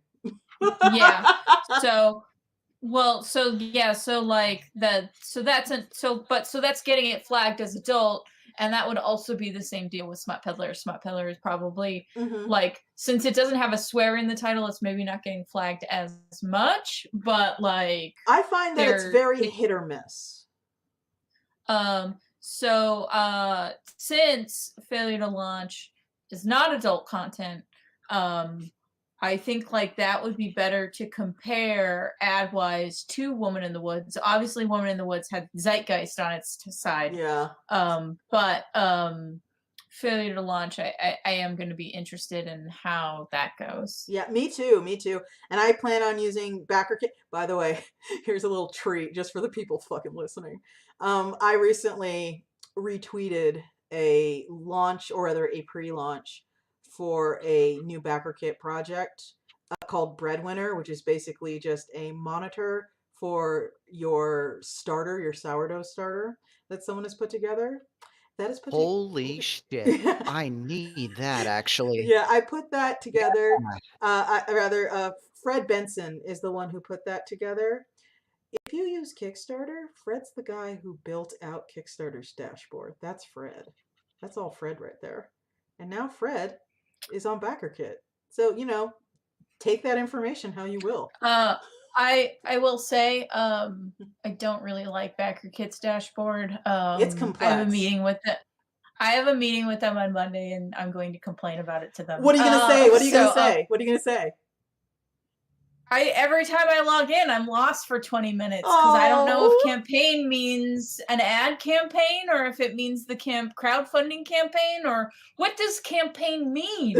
Like, they are looking for feedback, so yeah, you should bring that up. So when BackerKit was like, hey, you put all your story in one section and you're supposed to break it up, it's like, you could have fooled me. Like, there's so many freaking tabs. Like, yeah, this is what I'm talking about when I've said on Twitter that BackerKit feels like, okay, you've done the Mushroom Cup, now it's time for Rainbow Road, and BackerKit is Rainbow Road.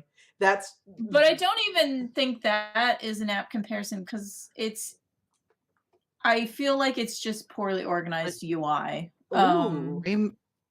Rainbow Road is the road you go when you die. That's the road we're all gonna go. I thought that was Rainbow Bridge.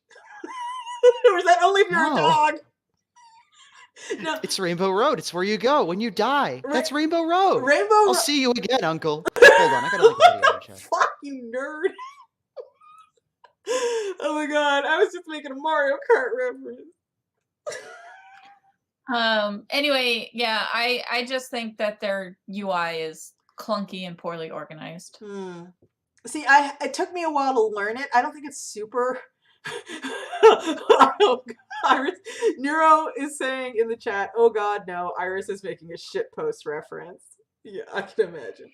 Yeah, it's an important piece of film history. It's culture. It's culture. It's culture. They're all fucking swine. It's culture. I am very smart. It's just it's not very intuitive on what means what. I get what you mean. Here's the thing. It's like, I am shilling super hard for BackerKit right now because I am deeply impressed with it. But the whole time I am fully cognizant, I've been crowdfunding since before it was called that. I was a Kickstarter early adopter. I was there when that dashboard was bare bones.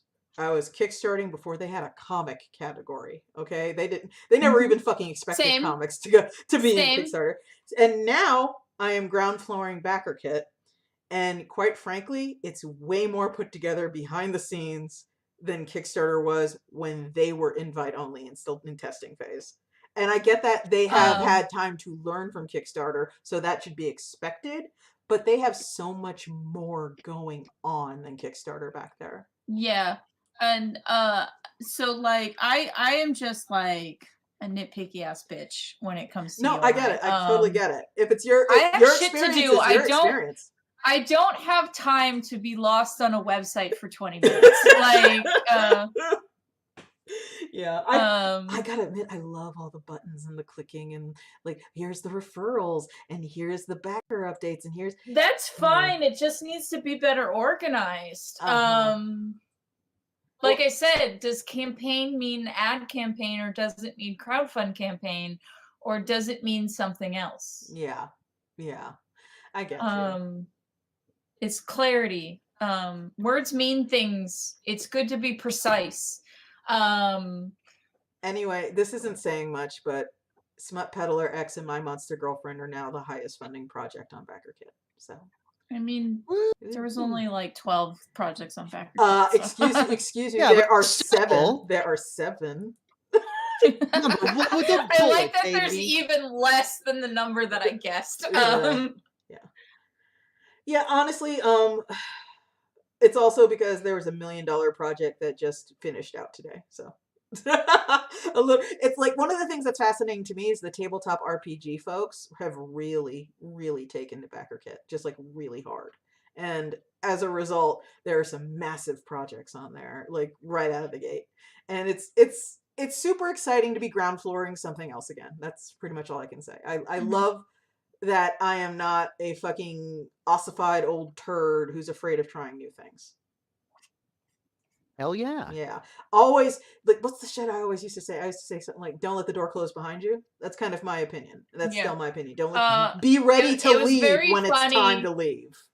It was very funny, my first meeting with BackerKit, because, or at least my first solo meeting with them, is because I was asking them questions about running the ad campaign for Smut Peddler, and just getting some quick things answered, and also letting them know that our theoretical schedule / timeline.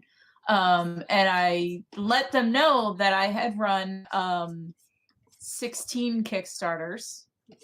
And then there was a moment where it's like, and you didn't use BackerKit to fulfill. And I was like, yes, that's correct. And so, and I said, it's because, and I was like, I tried it once and you wouldn't let me do the thing that I do on all my projects, which is, I still think BackerKit should add, and I'm annoyed that they haven't added it, like even for Iron Circus ones. You can't send out surveys for one thing at a time, like one backer level at a time. Because in my head, the pins aren't ready. Like, we can't ship the pins. Why are we asking for addresses for the pins that aren't ready yet? Like, that's my thing. It's like, we should focus on shipping the books that are just the books and wait to ask for addresses about the pin level when we have the pins. Like to make it easier to fulfill. And BackerKit still can't do that. You should definitely bring this up. Them. Now's the time I told them that. That's what I told them in our first meeting. Yeah. Is like, because they are in the beta phase right now, so they actually do want feedback. Well, this is the thing about their fulfillment service, which is separate from their crowdfunding thing. So yeah. And that's the thing I told them when I ran into that problem several years ago, and they still don't have that option. Yeah. But now you're part of an elite group. You're part of the Special Cool Kids Club, doing a project before the rabble can get their hands on it. As you can tell, I am the spreadsheet organizer schedule person. So I get very anal retentive about like it's inefficient to get addresses 6 months before we have this extra thing from the people that want that extra thing. Like, we shouldn't ask for their addresses until it is closer to shipping, because people move and shit happens.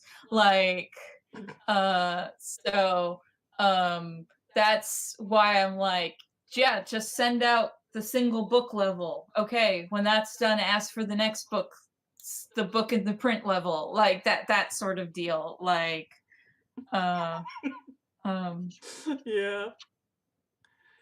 Yeah, it ain't perfect. Definitely not gonna sit here and pretend it's perfect, but I can tell you one thing. It's not interested in blockchain. Yeah. Very true. Oh my fucking god. I just Kevin was telling me about this podcast he listened to where they went to a big tech organization, and like a big tech convention thing, and both of them had a goal. Like, the two hosts of the podcast had a goal that they were going to ask everyone and try to figure it out. And one's goal was, what the hell does software as service mean? And that person did succeeded because they wanted a definition and they did get it, like, and it was a consistent definition. So they were the co-hosts that succeeded in their mission. And then the other one's goal was, what is an actual thing that blockchain can do? What is a problem that blockchain solves? The answer is nothing. There's none. Yeah, there's nothing. Okay. It's literally making up fake scarcity to make the economy keep going. It's finding a way to be a middleman where no middleman was ever requested or needed. Right. That's basically what this guy could like figure. Like, and he was like, surely if someone has an answer to that, like, it will be at this convention, and no one has an answer. There is no benefit to blockchain. Yeah, if I can. This is what. Oh, sorry. Oh no, please. After you. You're the guest. I was gonna say this is why, like I said, to circle back, this is why writing a cyberpunk webcomic is so weird. Is because, like, when I started back in 2014, I did not even have even an iota of an idea that the blockchain was going to be a thing, and that, like, someday there would be a grift so widespread that every single fish in the Silicon Valley Sea would bite onto, that there would be sports stadiums named after it. Yeah. There's a dude, like, I don't know if you became up with the FTX fiasco. Oh my god, have I ever. Right? So, like, the impact that's had has been nuts, and it's all like this incredible farcical house of cards that was not even conceivable 10 years ago, maybe conceivable 5 years ago, because Bitcoin was a thing by then. But even then, to most people who were even online and had a vague consciousness that it existed, it was a punchline. Yeah, absolutely. It is wild how fast things move now. Dystopia is here, and it ain't cute, as Tim Rogers once quipped. Yeah, the thing that fucking bugs me more than anything about what has been going on in that sort of, it's like, okay, like, how am I even going to fucking put this into words? The pomposity and the sort of smug self-assurance and self-importance of the people who are literally destroying the economy and, like, actually destroying the lives of people. And the assurity they feel that I know how to code, therefore every program is solvable, including in arenas I know nothing about. Because if I can code, that means I can fix anything. People who call themselves, air quotes, disruptors, when they're literally just renaming pre-existing structures of production and oppression and civilization. Like, WeWork is a tech company. No, it's a landlord. That's a landlord. What you're doing is being a landlord. The fact that they have the arrogance to fucking, and even more infuriating, they're so rarely called on it, and the people who do call them on it, we immediately descend right back to fucking middle school, where you're like, you traced that out of Dragon magazine, you didn't draw that, you're just jealous. No, you're just a tracer. That is fraud. Yeah. You are just doing a wrong thing. And why am I the only person that can see this? Am I taking crazy pills? Am I alone in this? That is clearly a trace of a Dragon magazine cover. You didn't make that. Anyway. Well, we can't possibly suggest that something is wrong because then that pops the bubble. It explodes the dream. Exactly. This is like how this is exactly what happened with Seth Green's television show where he had it all set up except that the NFT that was going to be the main character got stolen from him. And he could just as easily just create a new NFT or just say, no, I bought it back or whatever. But if he does that, then the bubble pops and the dream that the entire show is built on is over. That's like that couldn't be more perfect if it was like a fucking like philosophical like thought experiment. Like it's so weird. He couldn't break kayfabe and prove these things are worthless by just replacing it. He couldn't.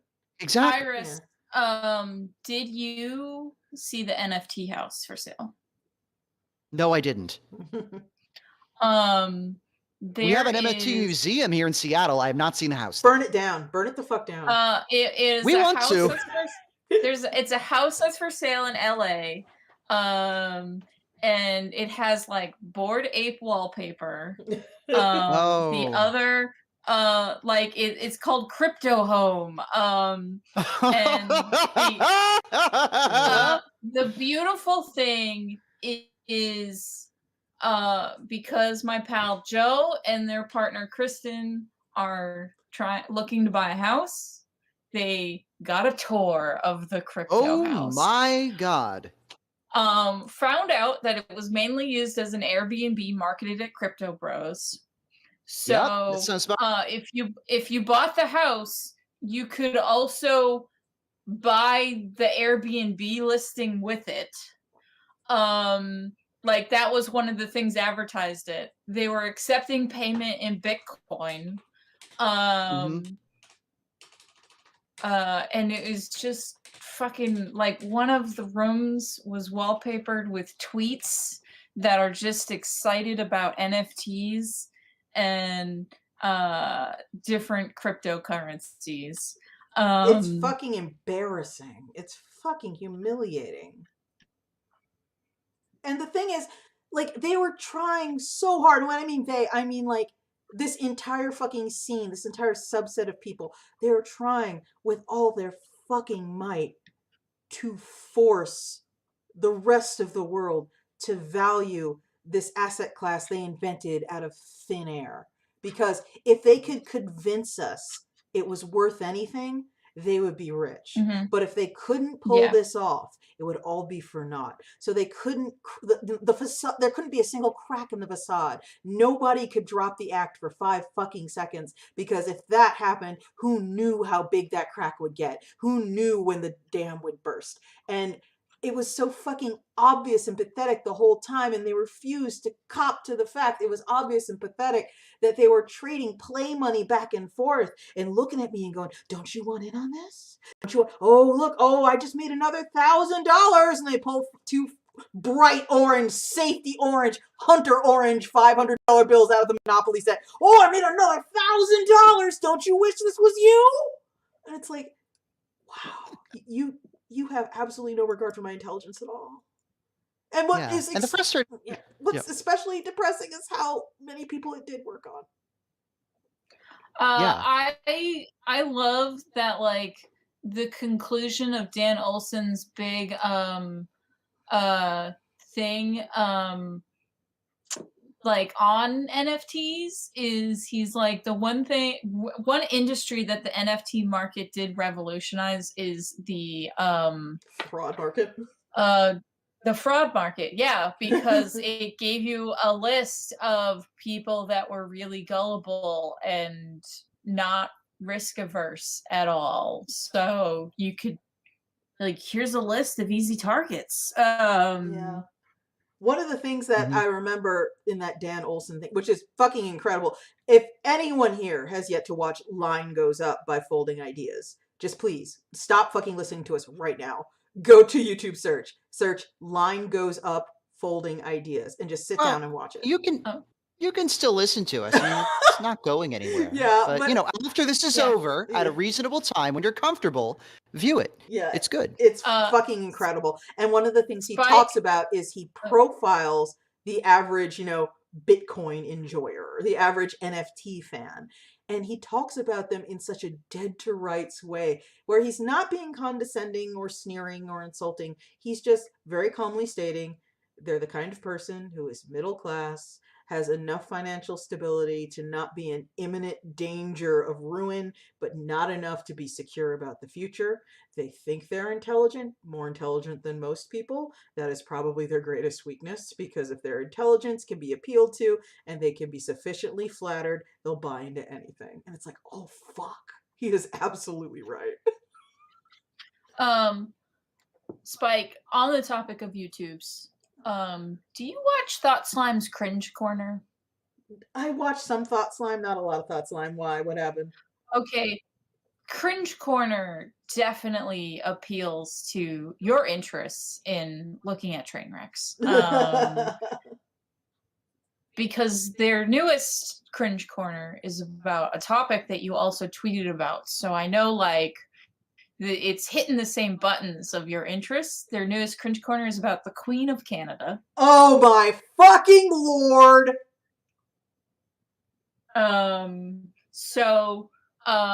Cringe Corner is by Sophie from Mars and Thought Slime, and they trade off on sharing a cringy person with one another. So you get I was like, this is a thing that if Spike is not already watching it, Spike would love it. Because they cover such topics as the Queen of Canada. Yeah. I've told you all about my opinions on Queen of Canada, right? No. I don't even know what the Queen of Canada is. Oh my! Oh, I'm in the dark. It's a lady who says that she's the Queen of Canada. Oh my god, it's so much sadder. Oh, It's so much sadder than that. Like, okay, Iris, fucking strap the fuck in, because oh my god. Okay, so I'm buckling my seatbelt. Yeah. I've got my juice. I'm ready for a ride. yeah. Bring it on. Let me see if I can find her exact name so I can. Okay, so there is a woman in Canada. I believe she is of indigenous extraction. I may be wrong. Her name is Romana Didulo. Okay. Romana has a long history of mental illness that comes with delusion. Her posting history on the internet makes this very clear.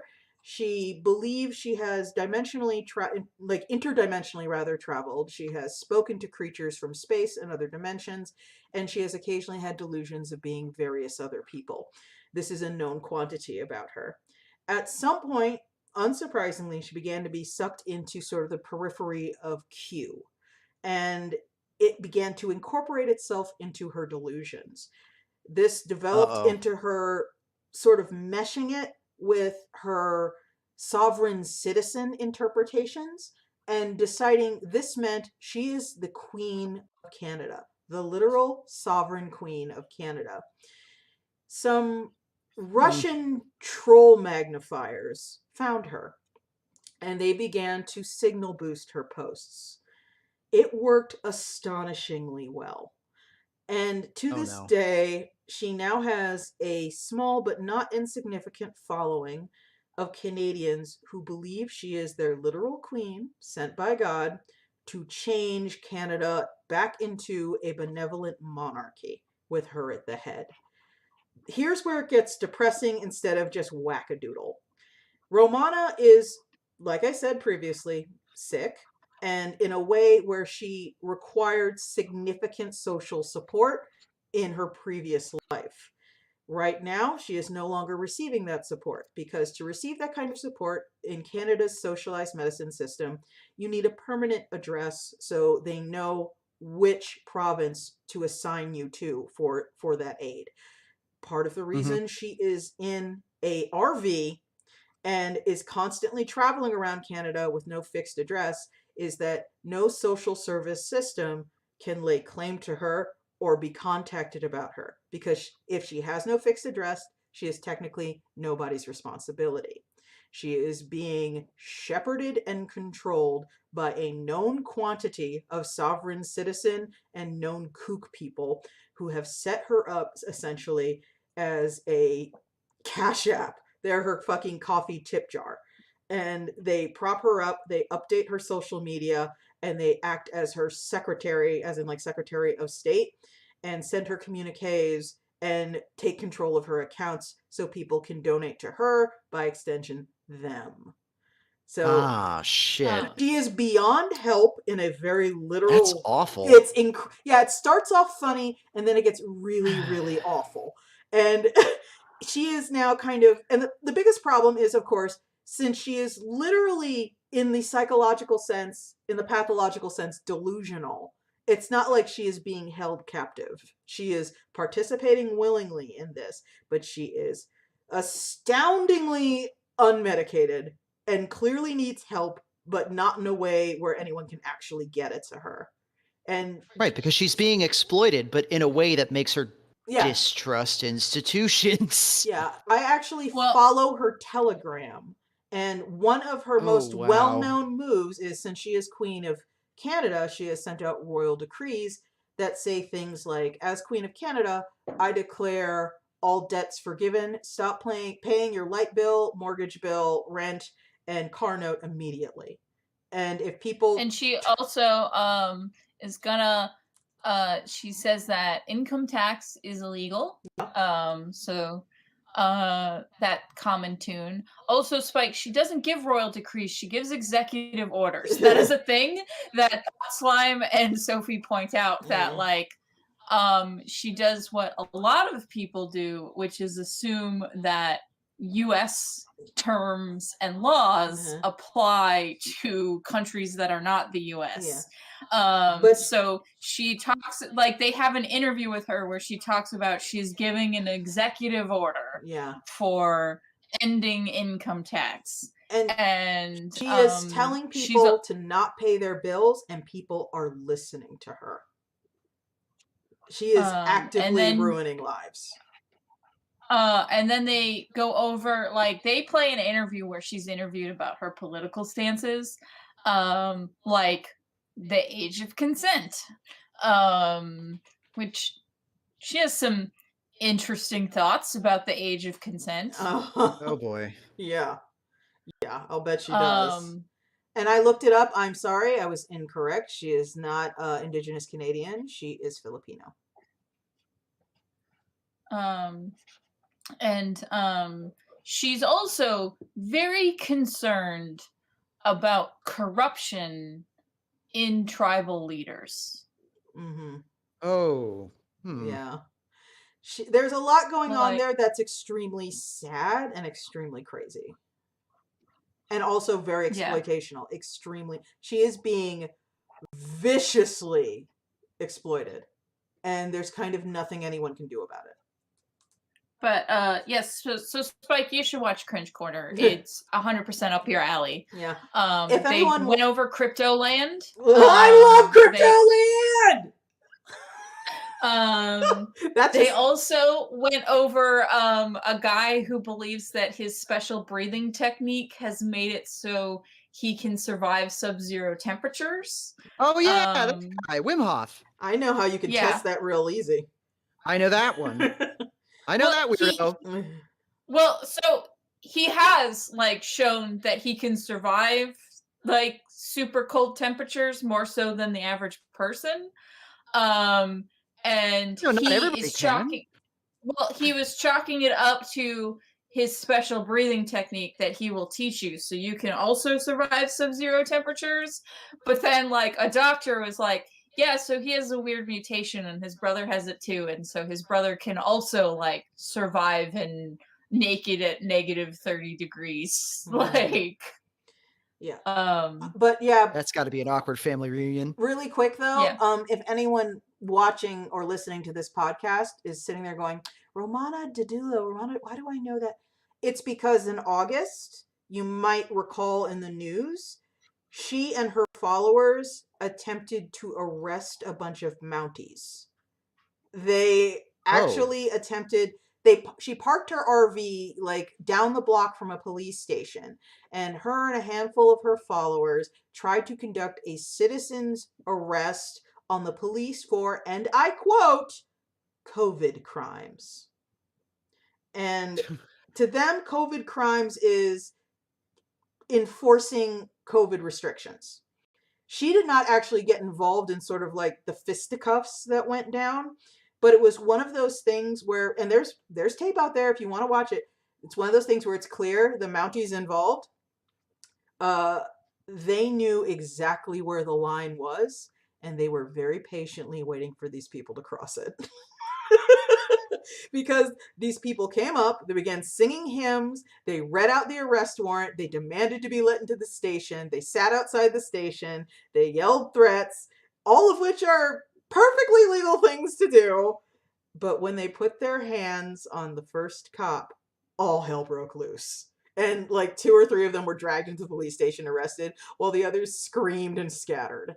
And it did not go down well, and Romana spent this entire period in her RV claiming she had called like a secret Air Force in to back them up. Wow. Yeah. There's a lot going on. It's really intense. And if you are prone to being sad for fucked up situations, maybe don't do the deep dive. Yeah, I feel like I've gotten a good idea of this whole rigmarole. Yeah, like breatharians and people like that who bring it on themselves, you have a hard time feeling bad for. But, you know, Romana has an organic issue with her brain. So there's some stuff going on there she really cannot help. But yeah, to bring it back, cringe corner, right up your alley, Spike. Yeah. Anyway, enough of that depressing shit. Cryptoland. Cryptoland is hilarious. Oh God, I should look up what's going on with Cryptoland. Please, Iris, tell me they you know about lost Cryptoland. the bid for the island. You know about Cryptoland, now they right, have Iris? no plan. You know about Cryptoland, right, Iris? I know about Cryptoland. Okay, yeah. just making sure, because oh God, of course, I would never be able to live if you were denied the pleasure. No, of Cryptoland. it is literally, unfortunately, my job to keep up with scams in the tech industry. I am aware of Cryptoland. Oh God. I have to stick my face in the bucket of acid every day to make sure the shit I'm writing about is slightly more ridiculous than the shit in real life. I fail a lot of the time. I know that fucking feeling where you make shit up and you're like, haha, this is so off the wall. And then it happens like 6 months later and it's even worse. Yeah. And you're like, oh, I see where I fucked up. My estimation of the human condition was far too generous and merciful. Yeah. It's pretty bad. I'm the storyline that Crosswires is in right now is about a corporate sponsored hack off run by a kind of a tech billionaire guy named Tucker Todd, who is one of the most empty-souled people I've intentionally tried to write in my entire career. Except I keep finding ways that real tech billionaires are worse than him. And it's like, I am not trying hard enough. I need to make this man more ridiculous. It's like... I feel like I need a name like Dickensian here. I don't know what I have to do. Yeah. I was working on a pitch that I'm still fiddling with about werewolves that literally eat the rich. And the villain is a guy who wants to hoard enough magic wealth so he can become a dragon. Totally normal. Totally natural. The thing that, like, I have been asked by multiple people that I've told the story to, explain the story to, they're like, well, why does he want to become a dragon? And it's like, the answer is because he can. Fair enough. Like, and... You don't know my first. Well, the problem is people want, like, him to have a motivation, and it's like, why does Elon Musk want to go to Mars? Because he thinks it sounds cool. Like, that's literally it. There is no deeper thought process. Like, these aren't more complex people than you think. They are exactly as complex as they look. Yeah. We want to assign more meaning to this, but no, it's not. They're just, and like, Elon is a great example of this, where it's like, why does he do all these like fucked up irrational things? Why is he fucking up Twitter and shit? It's because he's just like a normal fucking Twitter chode. It's just that he has so much money and power because his parents owned a fucking apartheid emerald mine. Yeah. And he's never not known that. So it's like all the shit that like Twitter chodes think about doing, he can do. And we see the logical conclusion of that, which is you break the website that you get your personal validation from. Yeah, and I think, okay, this is going to be kind of like, again, just like a reference to Twitter, apologies, but I made a recommendation recently for a channel that I discovered like a couple weeks ago, and I've been working my way through during my working days because it's good background listening material. There is a channel called Hoser. It's spelled just like, the Canadian term hoser, but instead of an O, it's a 0. And you have the right channel if the channel icon is a beaver. And Hoser makes commentary videos about geopolitical intrigue and situations and complications. A great example is a video I linked on Twitter about both Botswana and Sierra Leone came under UK dominion after the scramble for Africa. Both were freed eventually in the mid 20th century, and both were largely agrarian societies that eventually pivoted to diamond mining as a means of trade. Except Sierra Leone is a hellscape, and Botswana is the most prosperous country in Africa right now, and it's on its way to finding a spot on the global stage. Why do two countries with such similar backgrounds have such different results? And he talks about that in detail, and he covers things which I am genuinely irritated other geopolitical commentators never cover. Things like what an enormous part geography plays in the fate of a nation. Where it draws its borders determine its fate in an inexorable, inescapable way that is not acknowledged nearly enough.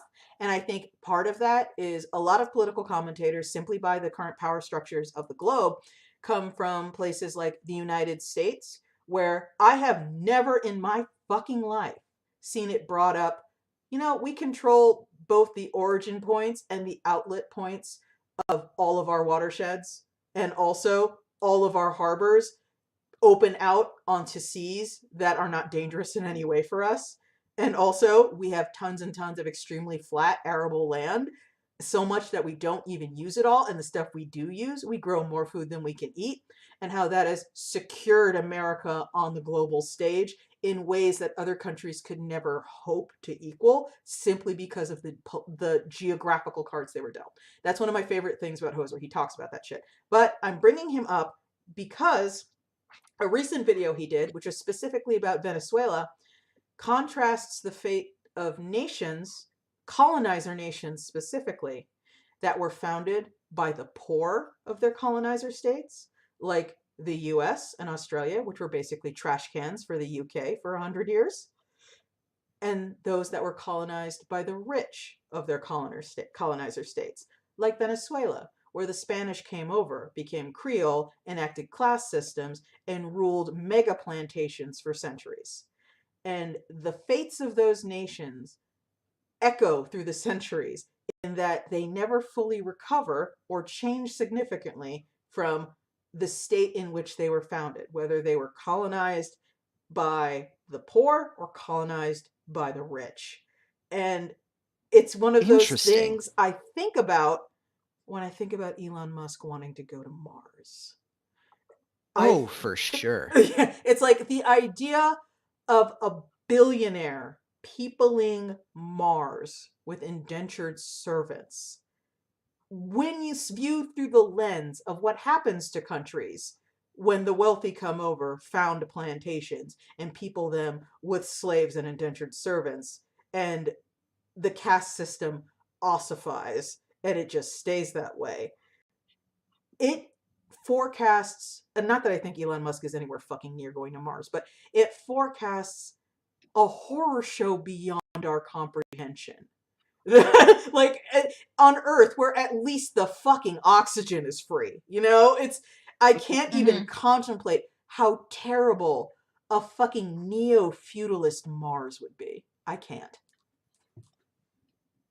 Anyways, make sure to shoot Elon Musk straight in the penis and balls and pre-order Failure to Launch whenever I have some BackerKit soon. Yeah, exactly. That's the fucking failure to launch motto. Shoot Elon Musk straight in Just the penis. obliterate that shit. Just And fucking buy our book, please. People who don't know, there is a story in Failure to Launch that ends with we should shoot Elon Musk in the dick. spoilers.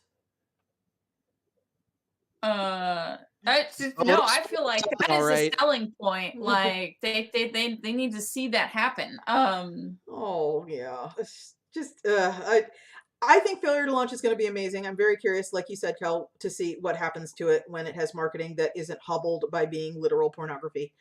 But again, I also think that, not that I think it's going to go down tonight, this very second, but if Twitter is gone by the time failure to launch shows up, I would also be very curious to see if that has any significant effect. I mean, I'm sure it will, but by then, will we have migrated to different platforms? Will I just see a more disseminated list of referrers, or will it just be a dent that never is fully kicked flat again? We shall see. You might have to start updating Facebook. Gross. Fucking gross. Oh Fucking gross. God. Yeah. A Sisyphean chore. Facebook is impossible. yeah. I'll never go back. That's why I'm paying someone else to do it for me. Yeah. Smart. Honestly, Cal, like, it's so... Okay, the thing about running a business is there are things, especially I think if you kind of come from a small press comics background, we're very sort of, we're like raggedy, redheaded stepchildren, like, I'll do it myself, you know? And there's a whole lot of things a lot of us become journeyman level good at, where it's like, yeah, I can do pre-press. Yeah, I can do social media. Yeah, I can make a website. Sure, yeah, sure. I can draw. Yeah, sure, all right. You know, you're used to just doing it yourself, because for a very long time, including in the lifetime of you younger people, you know, comics wasn't a money-making venture. You were an idiot if you made comics. No one made money at comics.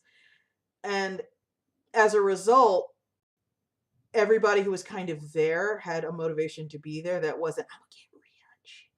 And now that is slowly changing. We're still not quite at that level where there's like a Stephen, well, I suppose there are a couple Stephen Kings of comics, the guy who makes Dogman for one, but we are in an area now where comics has kind of had to be more professional than it's ever been. Yeah. And as a result, Let me tell you, yeah, just functioning. hearing that new webcomic artists, like kids just getting into the game, think that you have to be on Webtoon to be anybody it's like a wasp burrowed its way into my brain and is thrashing to get out. That's like horrible. Yeah.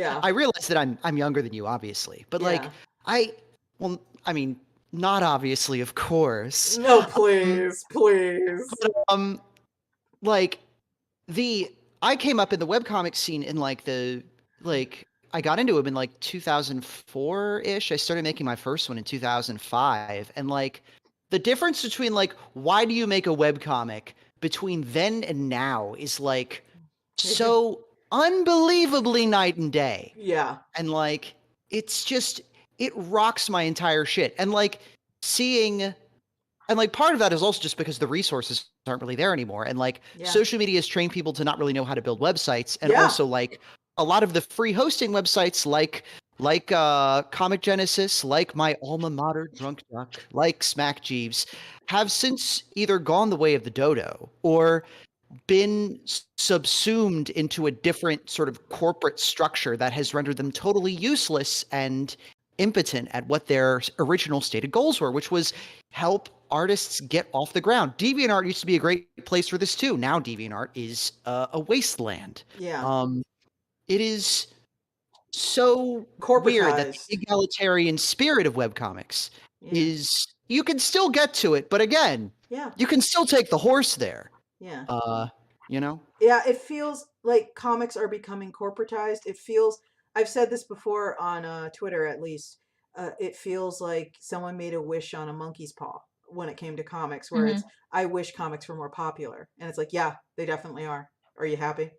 They're Yeah. more popular, but with popularity comes money, and with money comes carpetbaggers and profiteers and insincerity and a greater level of sort of interference, I guess is the way I'm thinking of it right now. And I feel like the thing that like Iris is talking about with there isn't really a good place for you to put your comics or like build your own website, like people are trained not to do that now. That isn't just a comics problem, that's an everything problem. Like if you want to make indie animations, I guess you're putting them on YouTube. Like if you want to write like serialized prose fiction, like I guess a Patreon, but like who the fuck knows? Corporations don't want creators, they want consumers. And that's reflected in every corner of what we're seeing the internet evolve into, where creation is discouraged and consumption is wildly encouraged. They don't want you to make comics, they want you to read the comics they're making, and that's it. They don't want you to, and it's like the art they want you to buy is a poster of Wolverine. The clothes they want you to wear have pictures of Gem and the holograms on them. And I'm not even saying if you like that shit, you're bad and wrong. What I'm saying is they want that to be the limit of your interest. Creation does not aid profit. Consumption does.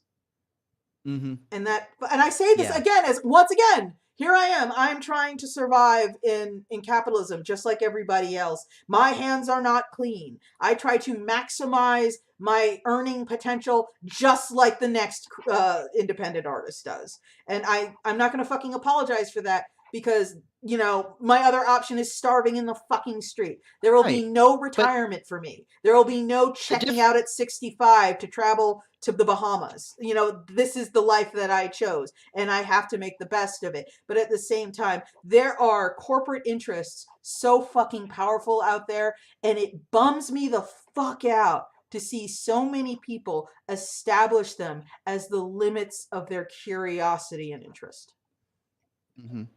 But that's why you got to find a reason to do this. It isn't just making money. Because after 500 years, when all of our bones are dust, which piece of art is going to be more important? A book about pornography that captured the zeitgeist of what sensuality was like in our specific time to marginalized creators who were experiencing it, or fucking Guardians of the Galaxy Part 5 or whatever. Like, the answer is clear. Yeah. We existed. Yeah. And I told someone what we make reflects that. Yes, exactly. Okay, when it came out, I told someone I would much rather rewatch Jupiter Ascending than Guardians of the Galaxy. And they were like, "What?" And I was like, "'Cause listen, Guardians of the Galaxy, yeah, it is well put together, but it is so the Marvel formula that, like, I can get the things that are in Guardians of the Galaxy from 9 million other places. Jupiter Ascending is the only one that's like, I want to fuck a dog man who has space rollerblades." Like, yeah, and that's pure. That's incredibly pure. Yeah. And it's where else am I gonna get that? Like, I probably talk them up too much on here, but this is kind of the same feeling I have about a lot of A24 films. Like, I have become just like the most rabid and unreasonable A24 fangirl in the past year or so, because like everything I've watched by them has fucking slapped at a minimum, and it's also incredibly weird. I recently watched the film edition of an internet short you might be familiar with, Marcel the Shell with Shoes On. Yeah. And it's the weirdest fucking shit. It's just a little stop motion about a seashell with sneakers that lives in the corners of a little anonymous house with its grandma, and just the discussions it has with its shell grandma about its shell family that is out there somewhere. And there's like this long sequence, well, not long, but longish, maybe 4 or 5 minute sequence of Marcel taking his first car ride, and he can't stop puking because he's getting car sick over and over. And he is incredibly apologetic because when you puke in someone's car, you're incredibly apologetic. But he is a seashell. He is smaller than a tennis ball. He is smaller than a golf ball. He's incredibly tiny. He's just a little guy. Yeah. So when he pukes, it's like this teeny tiny droplet the size of a dime, and he's so mortified every time. And the human that is driving the car talking to him is like, "It's fine, really, it's fine, it's okay," because it is. It's not a big deal. It's hardly anything. But he's like, "Oh my god, I'm so sorry. Oh my god," it's so fucking good. And like, who in Hollywood would pay for that? And that's the kind of shit I like. Blickata, the comic I'm making right now, I am perfectly aware I am not doing the maximum to find it the biggest audience possible. I've had people very persuasively argue to me, just put it on Webtoon, see what happens. And you know what? Maybe I will. Maybe I will one day. But my whole attitude right now is I genuinely am not super caring about getting it the largest possible audience ever. I'm really not. Because I understand better than ever that the larger the audience, the more you gotta sand it down. And I don't want to ever fucking sand Blickata down. I don't want to. It may seem pretty tame. I mean, okay, it had a murder in the first few pages, but what doesn't these days? But I don't want it to get off track from what my vision of it is going to be, because as a person who is now staunchly no longer young, in an hour and a half, I turned 44. And my version of a midlife crisis has been, what am I leaving behind? Am I just leaving behind unfinished comics that never resolve? No. I want to make something that is not only I'm going to see through to the end for the first fucking time, really. Well, almost the first time. Reasonably the first time. But something that I can be proud of. And something that is going to be a testament to what I cared about in that moment in time. And I am not fucking interested, excuse me, of what some 14-year-old on Webtoons thinks of it. I'm just not. Hell fucking yes. And I know that sounds mean. I'm sure there's a 14-year-old out there that fucking loves it. Every once in a while, I have someone like write me or come up to me at a convention and be like, I was reading Templar and I was way too young for it, but I really liked it. I'm like, oh, well, thank you. You probably shouldn't have been reading it, but thank you. And I'm sure the 14-year-old out there that would like Blickata, but I am not. I don't want to fucking give into that capitalist impulse to maximize. This one time, I want to not give into it. Yeah. Because, that's the reason why you make art. Capitalism is just selling you the lie that, like, this needs to make money so that you can continue to live. Yeah. And also, this is, by the way, I have had multiple people tell me, like, by the way I use Twitter and by the way I talk about video games, hey man, if you ever began like seriously streaming on Twitch, I'd totally subscribe. And I bet a lot of people would be into it. And it's like, I like video games. Man. I like video games and I like talking about video games and I like playing video games. But I will be fucked if I monetize the last thing in my life. Yeah. That I do for myself. So my friend, I have a friend, Sarah Zedig, who does video essays on Twitter. Or not Twitter, on YouTube. She did a really good one about Tunic that just went up that I highly recommend, especially if you've played the game Tunic. But we were talking the other day about this, and she said that it's very irritatingly tempting that because she works in making video essays, many of which are about video games, it would be so easy to give into the temptation to just stream things and to make donations off of that. But the thing about streaming is, the other thing that doesn't really enter the conversation much. I'm not saying streaming is bad. I stream every Tuesday for fun on my Picardo channel. And I'm streaming, and I stream my art. You're streaming right now. Yeah. But like streaming video games, like the thing about it is essentially you are consuming a product that somebody else made and making a living off of reacting to it. And like Sarah told me that it chafes at her immensely that she can spend hours and hours and hours putting together what is essentially documentary film for YouTube and get like a middling modicum amount of engagement on it. But she knows that if she just went to her Twitch page and started playing, I don't know, Legend of Zelda or some shit and making weird noises while she plays it, she would make a like 10 times the amount of money in a much shorter time. And she isn't even like that popular on there because we're conditioned to, like, people on the internet are so commonly conditioned to consume shit like that. Yeah. You know what I mean? Yeah. Yeah, and also Streams don't leave a lasting impact. No. Creating And it's art, also, ephemeral as shit. the streaming you're making is creating something in itself, which can be done. It's ephemeral as shit, and I am not busting on people who do that for a living. Streaming is a lot of my consumption these days because it's so convenient when you're working to just have somebody on trying to speed run Super Mario Brothers or some shit. Plus, I don't have time to play every video game ever. Oh my right? god! I'm never gonna play a fucking. I'm sorry. I'm just never gonna play a goddamn Resident Evil game. I'm just not. I'm sorry. Yeah. But I want to know the story. Play a Devil May Cry game as good as Wooly can. I'm sorry. I'm just not that good. It's also like, to go back to the creating does not make the money like consuming does. You know what the lowest viewed topic is? Art on Twitch. Art. Yes. I knew it. I knew it before you fucking finished. I knew it was gonna be art. Yeah. Like the people who are big in the art like scene, like they it's their pennies compared to what like gamer shit does. Oh, for like, sure. Remember, I probably shouldn't say anything. That's rude. But there was a leak, a Twitch leak. And I'm sure everyone fucking knows. But yeah, just that Twitch leak, the people who do the best are not anyone doing any art shit, I assure you. Yeah. It's just, and that chafes my ass, but simultaneously it really does sort of like spark some defiance in me where I'm just like, you know what? If I make this comic and it ends up being 500 pages and 500 people end up reading it, I have decided, I've given myself permission to not give a fuck. Mm-hmm. Because those are 500 people whose lives could be changed. Yeah, exactly.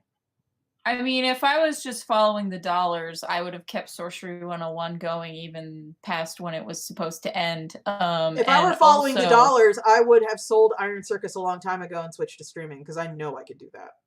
I mean, that sounds pompous, but I know I could. But also, like, City Between, like, has nowhere near the following that's Sorcery 101 had. Yeah. Yeah. I know it. This is kind of like, as a creator, as a person who is trying to survive capitalism on the internet, as a creative person, it's maddening that that's kind of always there on the periphery where, hey, if you stop doing your own shit and you just fucking played RimWorld 8 hours a day, you would probably be doing better financially. And it's you too can be like Mr. Samuel Streamer. That's who I was thinking of. And God bless him. I fucking love him. I watch him every day he uploads. I think his stuff's incredibly funny. But at the same time, like, would I be able to forgive myself on my deathbed in, touch wood, half a century from now, if that's how I spent my fucking days? When I had these stories in me that I was constantly thinking about and wanting to share? And fucking spending decades honing my skills to be able to tell to my own satisfaction. If I decided to be like, no, my bank account is more important and just streamed RimWorld for the next 20 years, really? Mm-hmm. Is that who I want to be? There's a word. There's a word that's grown somewhat out of use in here it comes. Here it comes. There's a word that we don't like to say because there's a lot of negative connotations to it. There's a word for this. Here it comes. That word is called sellout. Yeah. We don't like saying sellout anymore. Yeah. I'm a child of the 90s where fucking just getting on the radio got you called a sellout. I know all about that. That came over, like, people are like, well, no, we're poptimists now. It's good to make money. Shore up, it's fine. Yeah.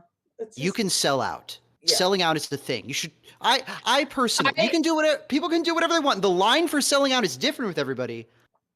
Yeah. I don't want to sell out. Yeah, I love Patton Oswalt's stand-up bit about selling out. How he like heard the term and at first was like, well, like that clearly like this is like what it means to sell out, and then he did a thing that crystallized in his mind. No, this is what being a sellout is. Like, because basically what it was, Iris, is he did a stand-up routine in Vegas And all he had to do was show up on stage, and then people shouted lines from Ratatouille at him, and he had to just repeat them. And he was Jesus showered Christ. with applause and praise by people who were too fucking drunk to even know what he was saying. And he was like, I could do this and make more money than I've ever made in my entire career. Yeah. And that would be selling out. Yeah. Sure would be. Because there is no like creative value in doing that. And so he's like, that's what selling out is. Like every other thing, like being in a movie that you're not enthusiastic about, but like you at least did your best and it at least required some skill to be in it. That's not selling out. Yeah. Selling out is doing like just that. Yeah. Yeah. Yeah.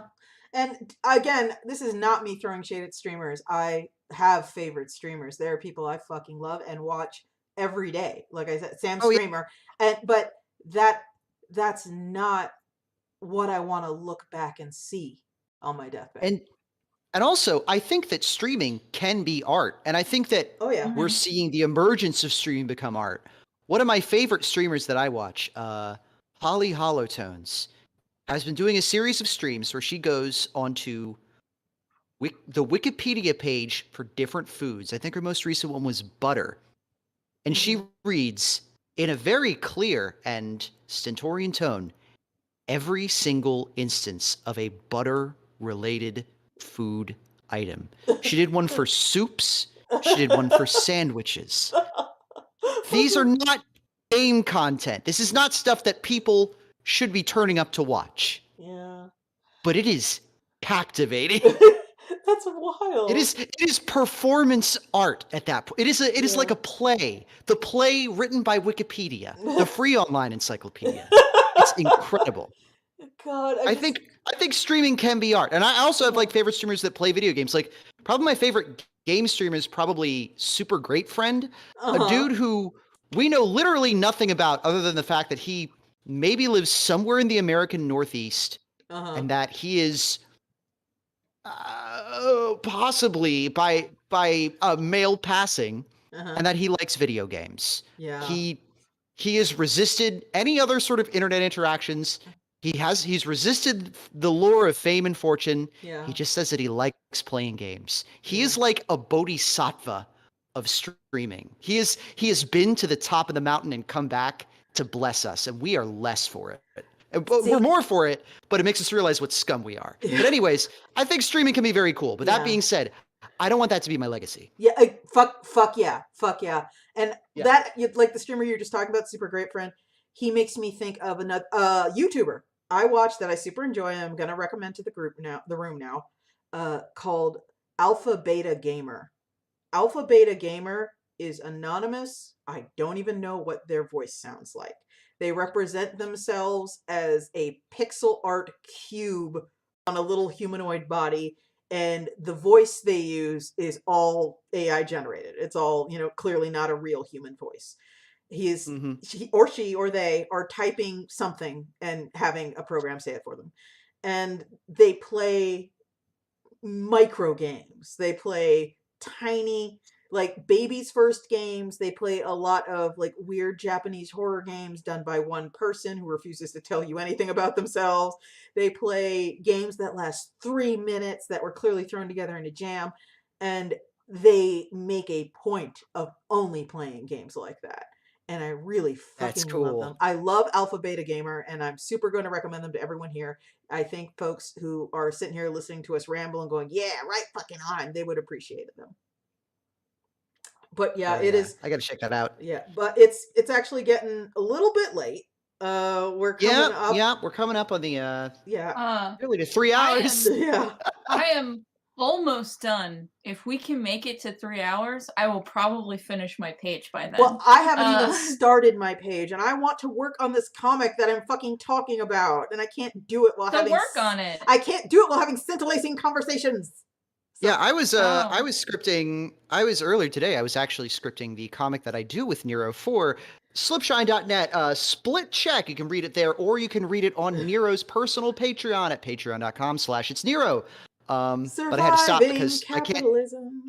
Yeah. I got to do my funny little dance for a funny little dollar. Yeah. But Don't we all? I had to stop so that I could work on like actual inking or whatever while we were talking, because I can't write and I write can't and talk at fucking the same time. like, I'm super into this conversation, but I can't work while I'm super into a conversation. So, but Right. Well, would y'all like to? Can we just wrap it up here? Can we all sort of agree to do that? let's wrap it. Let's wrap it. Okay. Yes. Okay. Everybody, thank you so much for sitting through me. I'm Spike. For now, you can find me on Twitter at iron_spike, but who knows how long that'll last. You can find the company I have poured the last, I don't even fucking know, 15-ish years into, Iron Circus Comics, at Iron Circus Comics on Twitter, spelled with a COMIX as opposed to being spelled properly, because that's the only way it would fit. I strongly recommend you go to ironcircus.com and subscribe to our newsletter to keep up on things. If you're on Instagram, we're on Instagram at Iron Circus, all one word, and we have a Facebook page called Iron Circus Comics. Please like and follow. I, Iron_Spike on Twitter, once again, am also on co-host as Iron Spike, all one word, and I'm on Pillow Fort at Iron Spike, all one word. Please follow those things, because who knows, Twitter may be down tomorrow and you may not have any way to get in contact with me ever again. Also, please like this stream and subscribe to Iron Circus Comics on YouTube. I'm Kel McDonald. You can read all of my comics about gay werewolves in the future at kelmcdonald.com. I also do a comic called You Are the Chosen One, which is about 23 kids that get the same prophecy dream telling them they're the chosen one, that you can read on my Patreon, which is patreon.com/kelmcdonald. I have a bunch of social medias that I will start updating next week, after my new assistant is done reading all of the City Between. I will keep you posted on what those are in the future. But for now, go to kelmcdonald.com/subscribe and sign up for my newsletter. I also stream on Twitch, which is what I am doing right now at twitch.tv/kelmcdonald. So if you ever want to hear me talk about whatever the fuck I am, whatever fuck media I'm consuming as I draw comics, you should hang out there. I stream on Tuesdays, Wednesdays, and Thursdays during the Geek Show. So you should definitely follow me on there. I also have a Discord for people that like my stuff. You have to ask me for the link. I'm going to post it in my Twitch chat right now. Iris, you can do your outro while I do that. Okay. I am the illustrious Iris J. You can find me online. I have a portfolio site at irisj.net, recently updated. Has all the different projects I work on there. As previously stated, my webcomic Crossed Wires, about queer hackers trying to survive in the cyberpunk present, is at crossedwires.irisj.net. That's been on hiatus for the past year. It's about to stop being on hiatus in December, so get hyped for that. We're going to be getting out with book 2 pretty soon, probably next year, 2023, alongside the 10th anniversary reprint of my previous webcomic, Epiphany. I have social medias. Twitter is a thing, for now. Iris J Comics on Twitter. I'm also Iris J Comics in other places. My 2 most used ones right now are on Mastodon at irisjcomics at mellified.men. I am a honey mummy these days. And I'm also on co-host at cohost.org/irisjcomics. Co-host is like, it's kind of like Tumblr, but it's like you can do more CSS tricks with it. It's a little site, but it's a lot of fun. And they allow free reign in posting pornography, so I'm all in for that. I also have a Pillow Fort and a Tumblr at irisjcomics. I'll be revamping those to use those as mirrors probably by next week. I am starting a newsletter, bit.ly/irisjnews. Sign up for that to learn every month what I am up to, including new projects behind the skeins? The Behind schemes. the scenes. Behind the schemes. You should use that. Behind the scenes. Yeah. I was thinking sketches, and I was like, behind the skeins setches. Yeah. So some of those. And I also have a comic in My Monster Girlfriend currently crowdfunding on BackerKit. Woo! I don't know if you've heard of it. Yeah. We did talk about it a whole bunch earlier in the show.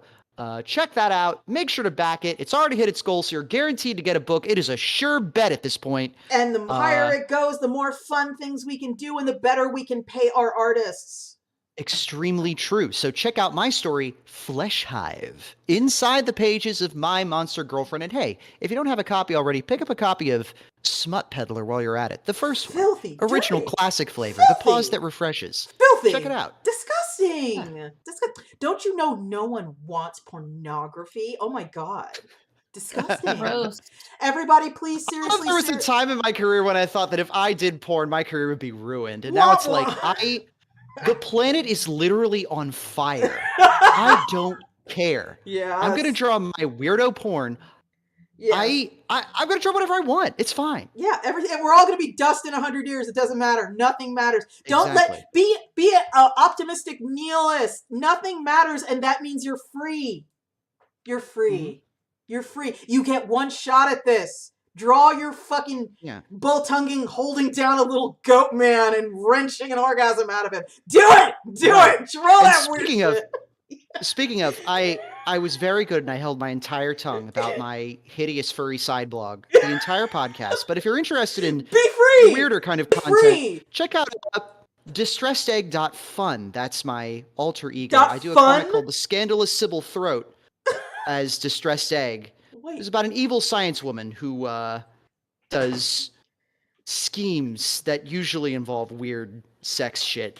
Check that out. That's been a lot of fun to make as well. .fun is a top domain? I didn't even know that. Distressedegg.fun for all your pornography you are needs. on a web I want you to know that I also own werewolf.business. Oh my God. Excellent. I'm really fucking behind on these top level domains. They're getting hilarious.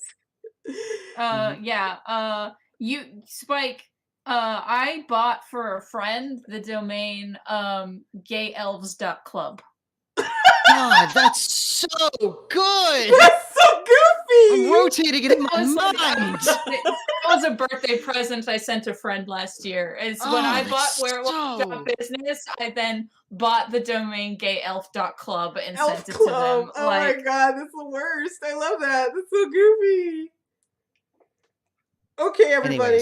Thank you. Please keep up with your favorite artists. Please follow them wherever they scatter to. If Twitter Armageddon does come one day, don't let us disappear. Don't let us melt away. It's important. We need your help to survive.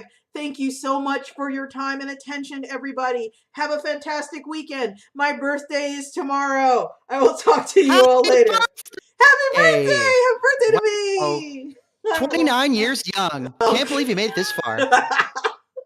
Okay, signing off. Signing off. Bye, everyone. Bye.